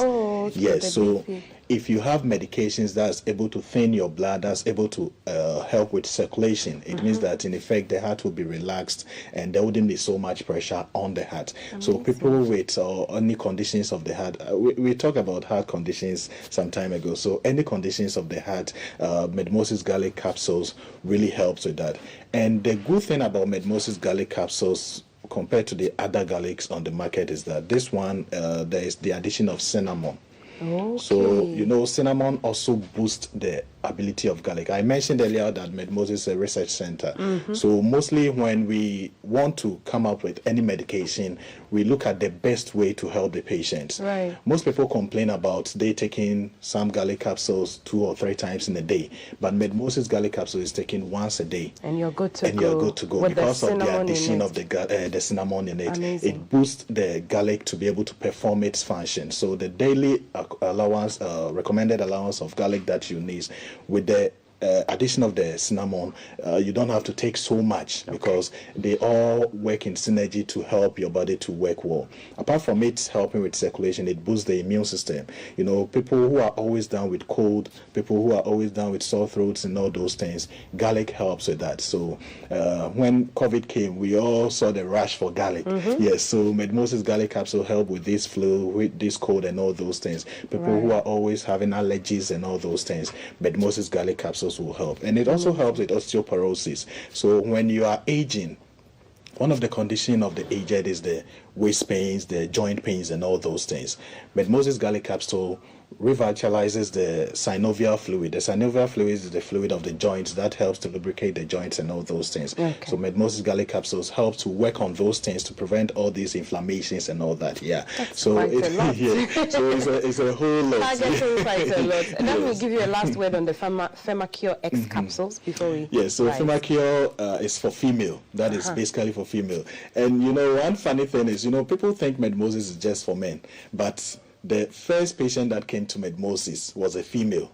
Wow. Yes. You mean in the 19 when it was... Yes, when we first started in 1993, the first patient that came was a female, and she came with a menstrual issue, and Pharmacure was what was used for the patient. That time it wasn't formulated in capsules, but now we formulated it in capsules so that everyone will have access to it. So people with menstrual issues, women who are having painful menstruation, the mess is not coming with, Pharmacure will help with that. Yes. Pharmacure, look, everybody is covered. So the men, the landlords, the fathers, the breadwinners are covered with, you know, the garlic capsules, the Tea and Poster Cure X capsules, MediPlus and AfroMoses. And the women are covered with the Pharmacure X capsules. September is prostate, awareness month, and Dr. Say has said that MedMoses is going to be at various bus terminals. They'll be at 37 tomorrow, and they'll climax it all throughout their branches. So go get your prostate checked.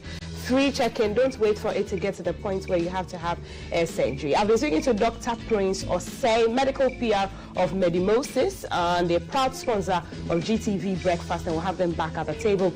But we're back with more conversations. Stay with us.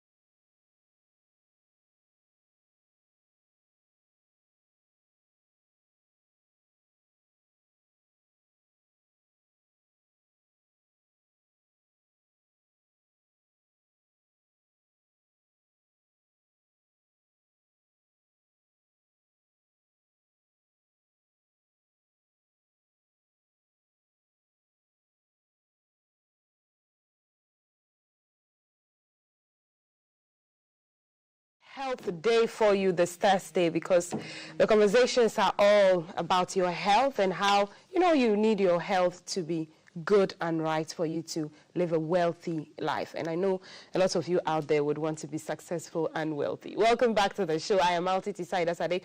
And this conversation on health is about a health screening, very important one that will be happening here at the Ghana Broadcasting Corporation. And it's by the First American Specialist Medical Center. And they're coming in to partner GBC and screen the staff and even you, the general public. Let's speak to the experts from the First American Specialist Medical Center and find out the kind of screening and tests they'll be doing. Send your questions if you have them, 055-556-1034 on WhatsApp. Madame Gifty Dela Tepe, Clinical Coordinator for the First American Specialist Medical Center. Madame Dela, good morning. Good Welcome morning. to Fine, GTV thank you. Breakfast. Good to have you. Good to have you too. Okay, what inspired this partnership with GBC? Actually, one of your board of directors is a friend to my brother, not right with his eyes. So he's like, oh, lawyer, go and get your MRI of the brain. So we did, and he said, oh, there's more to it. So we did lab, and we found out that, he really have a problem. Wow. So he couldn't really see very well. His eyes were really deteriorating. So that's how, he said, you know what, Gifty, I want you to help GBC. Because a lot of people doesn't even know that thyroid can affect your eye. Yes, a lot of people don't know that. So we took the opportunity to make sure this really work, at least to start with GBC employees. Definitely. That's why. That's good to know. You need a healthy staff to run the corporation. And what kind of screening is it going to be? Yeah, pretty much it's going to be baseline, liver, PSA, that's a prostate. And then we do a little bit of education, health education. Okay. Yes, because we think prevention is the key in healthcare. You don't have to wait. So, and the earlier, even slowing the disease process. Yeah, that is why, Okay, so what happens when you do the tests and then you find some people with conditions of certain illnesses? You come to our facility. Okay. Because we have all the specialists with us. Okay. And we have all the diagnostic setup. We have MRI, we have X-ray, we have CT scan, and we have a good lab, we have a pharmacy. So kind of like one-stop shop. So well-equipped to help Ghanaians, our fellow, sisters and brothers, and children. Yes. What is the pricing like? Is it affordable to walk into the First American Specialist? Honestly, people think we even charge dollars, but no. Maybe because of the American connotation. No, it's affordable. When you do the screening, what happens? Actually, we want to take care of GBC staff. Okay. So we want to help with a little clinic here so that if there's anything, you can be transferred to our facility for further management. That's good to know. Who else can come for the screening aside from, the hardworking staff of GBC? Oh, everyone is welcome because we are our brothers and sisters and we are here to help. Okay. Yes. How long are you going to be in GBC for? And that's the flyer on our screen now. So it's happening tomorrow. Mentioned that you'll be checking sugar, you'll be checking cholesterol, thyroid, liver. I mean, we've heard of a lot of liver issues on the rise now because of the kinds of food people eat. What are you seeing amount to the liver issues? Honestly, there are a lot of more even thyroid problems. The thyroid because problems. Most of it's very prevalent, and most of thyroid problems lead to hypertension. And I think hypertension is higher than liver.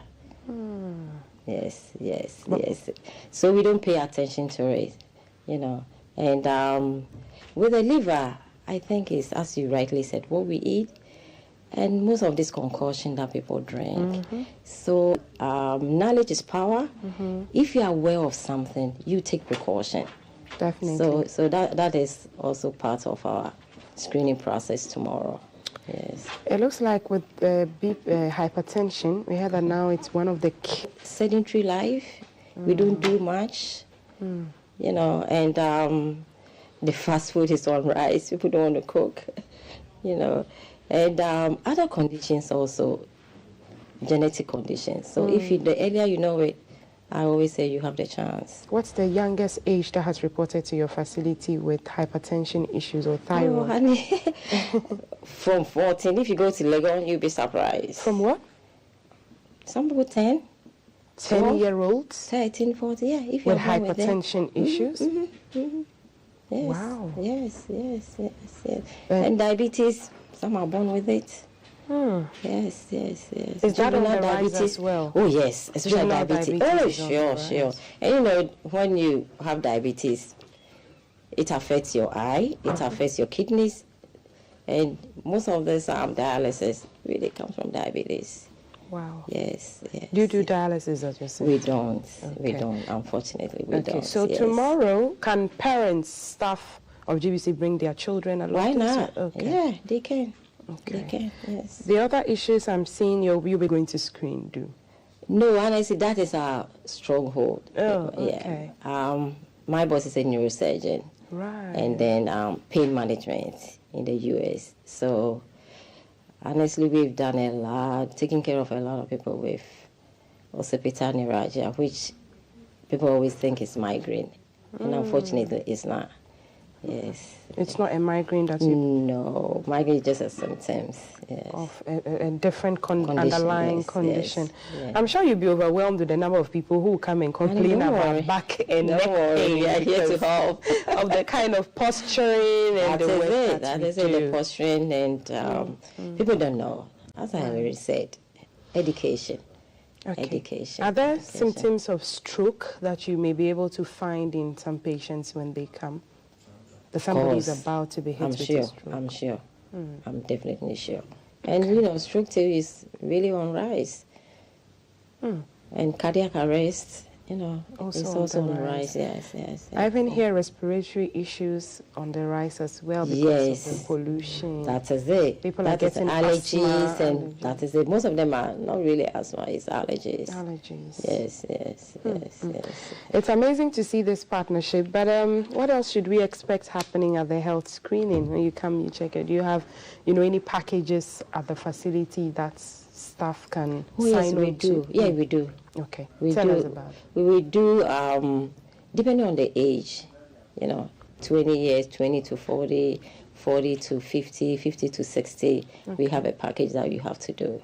And that can expose everything that, might have been hiding in your system so that the necessary management can be pursued. Yeah. Okay. You said it's affordable. Do you accept health insurance? Is there any health insurance? We do accept health insurance. We do health premium, nationwide, and we are still in the process of getting more. Okay. Yes. Are you only located in the capital, or you're in other regions of Ghana? No, we are just in Accra. We're working on it. Okay, and I'm sure when you do get there, the GBC staff in the regions as well will also benefit from this. It's amazing that you're doing this partnership with GBC, and you say everybody can come. Everybody's open to the public, yes. Okay, let's have the flyer on the screen again. And yes, I'm just going to read through the, tests and checks that will be done tomorrow. So headaches will be checked. If you've been having rampant headache, come and understand what's causing the seizures as well. Back and neck pain, something that is rife in a lot of, corporate spaces. Carpal tunnel sciatica. Yeah, carpal tunnel, two different diseases, yeah. Pituitary tumors. Yes. I'm mentioning it well, right? Yes, you're doing well. That will be checked as well. And some malformations, hydrocephalus, spinal disorders, thyroid issues, as Madam Gifty has mentioned already, diabetes. Check your sugar and know how much sugar you should take or you shouldn't take. Hypertension and stroke prevention. So Madam Gifty has said, you don't wait till, finally you are down. You come and then check all of these things. And you pay nothing. No, this is absolutely free. This is free. Yes. So a free health screening, you come in and you check yourself. Thank you so much for speaking to us. And I'm sure we'll speak to you after you have had your, encounter with the staff of GBC and the general public on this partnership. This is a GTV in partnership with the First American Specialist Medical Center. It's a free medical outreach, and we want you to know your health status. If I may just add, where can we find the First Mahama Road? Yeah, Mahama Road. Yeah. Okay. Getting towards Chado. Okay. Are you on social media? Yes, please. We are on Facebook, Instagram. Okay. Yes. Okay. So on social media, you can find them at the First American Specialist Medical Center. They accept health insurance. They have packages for you as well. And this health screening tomorrow is free, covering a plethora of issues that I have mentioned. If you missed it, go to GTV Ghana. You can watch it all over again. And I've been speaking to the specialists and the experts from the First American Specialist Medical Center, Madame Gifty Della Tepe. She's clinical coordinator for the First American Specialist Medical Center. So see you tomorrow at 8 a.m. sharp at the forecourt of GBC. Madam, thank you so much for coming. It's a pleasure talking to you. We're back with more on GTV Breakfast. I am Maltiti Saida Sadeka. My costume is by No Rush Collection. But stay with us for the last part of our lifestyle on the show.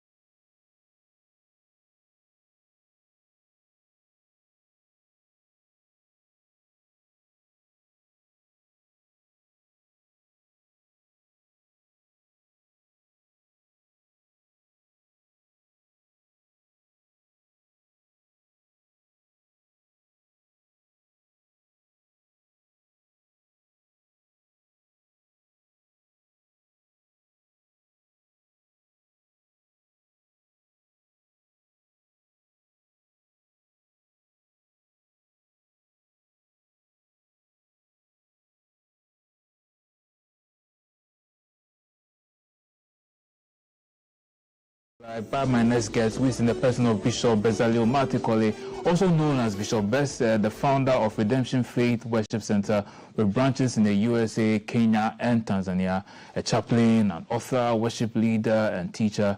His ministry and music have impacted lives globally. He's based in the US. We'll talk more on that later. Okay. So I understand back in the day when you were in your younger years, back in school, Reverend John Terry Memorial School and all, you were a percussionist. Yes, sir.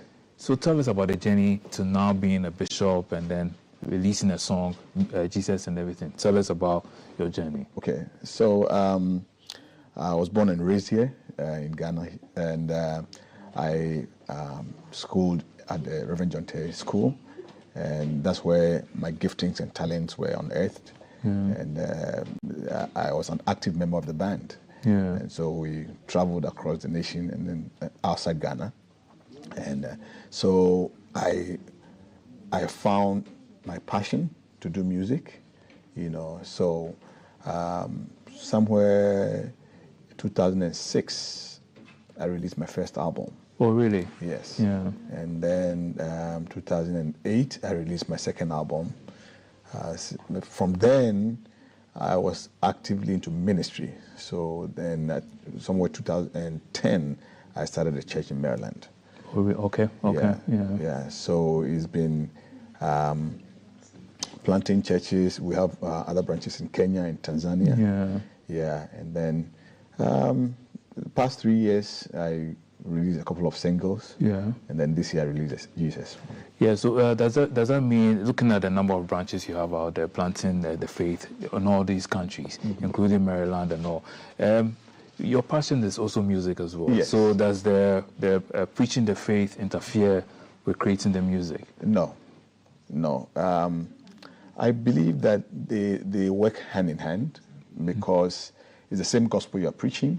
But this one has music attached to it. So the music is a ministry. It's a ministry. Yeah. So it's for most people, they find that when you are pursuing your passion, for instance, you realize that it doesn't pay. In terms of you are doing it not because you are being paid for it, but because you love to do it. And most times you find that for people certain things like that, people take advantage of you. And it's like because you love to do it, you don't even realize your efforts are not being rewarded. Do you face any kind of challenges like that? A lot of them. Do you want to tell us about it? Yeah. A lot of them, you know, but I've gone to places where, you know, you are invited, and after all you could see is that they are interested in your gift, but not you. Oh, really?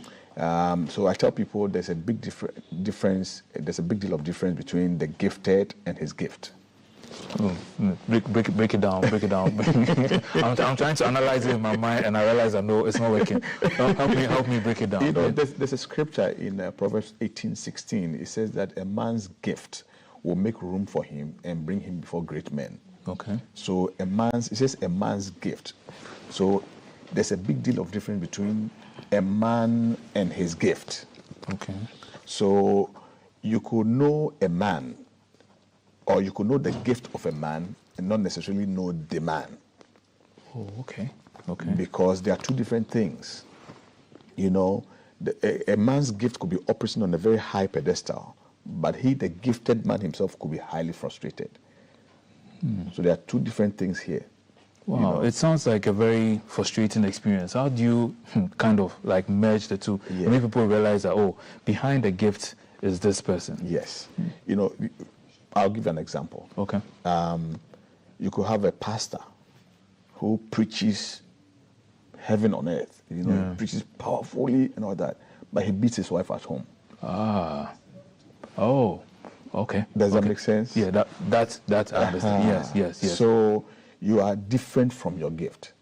Now your assignment as a believer now is to find a way to merge your gift and you by building up your character. But don't you find that if your gift is to transform people's lives through the ministry, how Jesus to other people, and yet you, the person yourself who has a gift, you don't believe in it? Yes. You know, we live in times where people pretend a lot.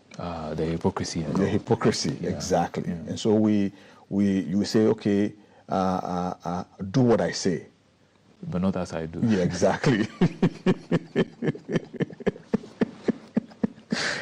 You know, so coming back to what the question you were asking, I've seen, so I've trained myself that money should not be my focus. The Bible says that the silver and gold belongs to God. It is God who makes rich. Yeah. You know, the Bible says that it is the blessing of the Lord that makes a man rich and has no sorrow with it. So I'm looking at a vision.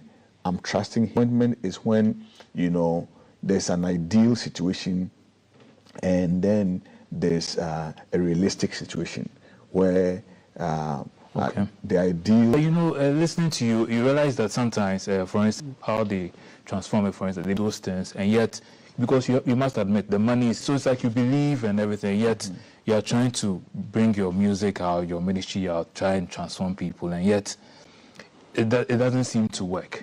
What do you have to say to people like that? And to yourself, how do you encourage yourself when you face those moments? Okay, so, you know, I must say that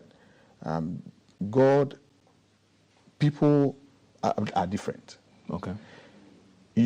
I could preach in church A. They may not treat me well, but God will give me double or triple at church B. Okay. You know, so I tell people, for instance, I'm a bishop of a church, but I'm a musician, and so I appreciate my musicians. You know what goes into it. You understand where they are coming from. Yes. Yeah. But you know, because of what you just said, I remember for some time now there's been an argument raging on social media whether church instrumentalists should be paid or not. Like, should it be something they do?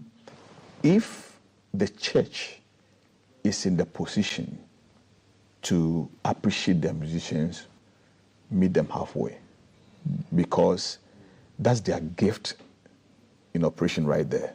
You know, I've been in a church where I'm the music pastor. You know, the choir is doing very well, yet I don't have a place to sleep. You understand? Yeah. So I know what goes into this. The pastor or the man of God that is preaching, that's his gift. God has given him that grace to preach. I don't see any reason why the musician should not be paid. Nevertheless, the church we're talking about may not have all the resources to pay. Okay, I'm going to take care of you. I'm going to put you on payroll, but at least meet them halfway, kind of that kind of thing. Let them feel appreciated. Yeah. I'm sure for everyone in your music video as well, they also feel appreciated. Yes. Kenya and Tanzania as well. And even you are based in Maryland. Yes. And so when it comes to, and the first album you released was 2006. The second one 2008. And then you've been dropping singles here and there. Yes. I just want to know how you overcome those challenges in terms of the music is also your passion. I know you said they work hand in hand, but what more is there that you have to overcome in order to be able to release the music? You know, they don't have confidence in the gift that they have. So many people are dealing with confidence issue, and that's the basics of it. You know, you have to believe in what you carry. Many people have different gifts and they have different way of operation. So you have to believe in yourself and believe in what God has deposited in you to offer to the world. Now, and then after believing in yourself, you need to work on the gift. Work on the gift. You shouldn't just be dormant. No. Yeah. Work on the gift. You know, it's that's why we call it creative art, because it takes a lot to write songs. Yeah. You know. And I'm reminded of the talent story when the master was going out and he gave his people. That's right. And each of them is like, what do you do with the talent? Like, that's one right. person was so. I'm sorry. You're the bishop. I like that. You're the bishop. Go ahead. Yes, you know. So the Bible says to one he gave 5, to another he gave 2. To another he gave 1. Yeah. You know, the 5 went and traded. Yeah. And the key word there is trade. Yeah. He traded with that means he worked on the gift. Yeah. And he brought 5 additional gifts. So they became 10. The 2 worked on the gift. He had 4. But this one, This one didn't know the value of what he had. But the Bible says he gave the gifts unto them according to their several abilities. Yeah. So all of us are different. You know, somebody may be singing and ministering before great a crowd of thousands. You know, someone's ministry is affecting hundreds. You just you need to know where you are and improve on that. Yeah. And when God sees your faithfulness, he advances you. Yeah, I know it's like when it comes to the media space, there are a lot of people preaching about the message. What are some of the themes you explore in your music? Okay, thank you so much for the question. So, I have, because I struggled. Yeah. I struggled through school, you know, at a point I couldn't pay school fees. Yeah. I've been driven out of school.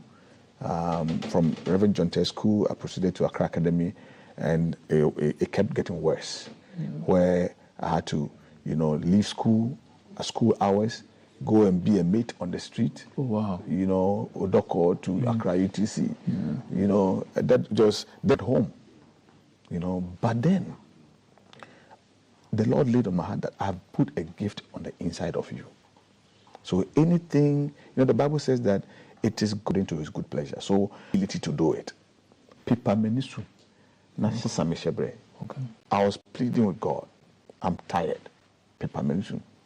But then a scripture dawns in my spirit, Numbers 14:28. The Bible says that, it says, this is God speaking. It says, as long as I remain God, it is what you say into my ears that I'll perform.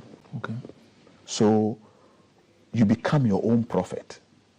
So instead of pepamenisu, wallowing in that pity party mode, I began to say wa pepamenisu as a psalmist. Yeah. And to the glory of God, years down the line, I'm walking in my own prophecy. Hallelujah. Amen. It's like moving on, like any future projects we should be looking forward to? Yes. Now I'm here in Ghana because of Perusia. What are you pursuing? I'm saying it wrong, but I have a feeling I am. But go ahead. What was that? Perusia is a Greek word that means the presence of God. Oh. The presence of God. You know, we sing for different reasons. When we say it's a worship gathering, you know, many go, oh, it's praise and worship, we are going to sing and all that. You know, but I want to draw people's attention to the presence of God, not his presence as in gift. Okay. Presence. Yes. Okay. You know, more people, because in our generation, I realize that people are more interested in the presence, what his gift, the gift that he gives, rather than he himself. You know, so we want to, by coming up with Perusia, we want to re-emphasize on going for the presence, or just enjoy his presence. Yeah. And if you are able to go for the source, his resources are a byproduct. Yeah. You shouldn't go expecting something. Just go and bask in his presence. Yes. And then come. Yes. It's like you never know what will happen. Yes. Yeah. And I tell people that praise should never be predicated on your place. Praise should never be predicated on your place. Your praise should never be predicated on your place. There are some, their place is on the sick bed. Yeah. There are some, their place is financial hardship, difficulties in the marriage. So these things choke your ability to praise God. But your praise should be predicated on the knowledge of God's goodness in your life. Okay. That at least you have life. Yeah. Once you have life, that's right. So where's the Perusia coming off at? It's Wesley Towers and Ridge. Okay. Right opposite the 29th. Okay. Of September. What time is it starting? It's 4 p.m. prompt. Is it free to attend? It's free. It's free to attend. It's absolutely at the Wesley Towers, Accra, the Ridge. Ridge. Oh, okay. Yes. Any kind of who are those who are built to also be at the occasion? Yes, we are blessed to have the ministry of Celestine Donko. Okay. We have Perez Music. We have CC Bedu, and then we have the Evergreen Daughters of Glorious Jesus on there. And then we have other groups also. Let me mention them real quick.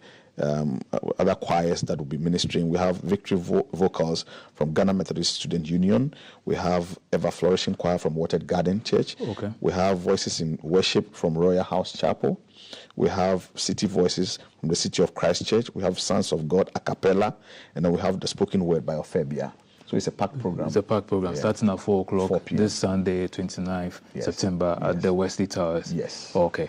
And I've been speaking with Bishop Bess, and at this point, I'm going to put you on the spot. Okay. Because you've come into the studios, we've had a great conversation. Okay. So before we leave here and prepare for tomorrow's show, I want you to serenade our audience with your beautiful vocals. Making kancho sem hunuse yenyamia yesum ye jijimo nemumo mambiere muno obi biara osuro nyankopon no de nasembo brano adi nyinara dibuano newie no peyo enti odasani bia utie mi no emfa SUS you can say Jesus. Jesus is the answer for everything.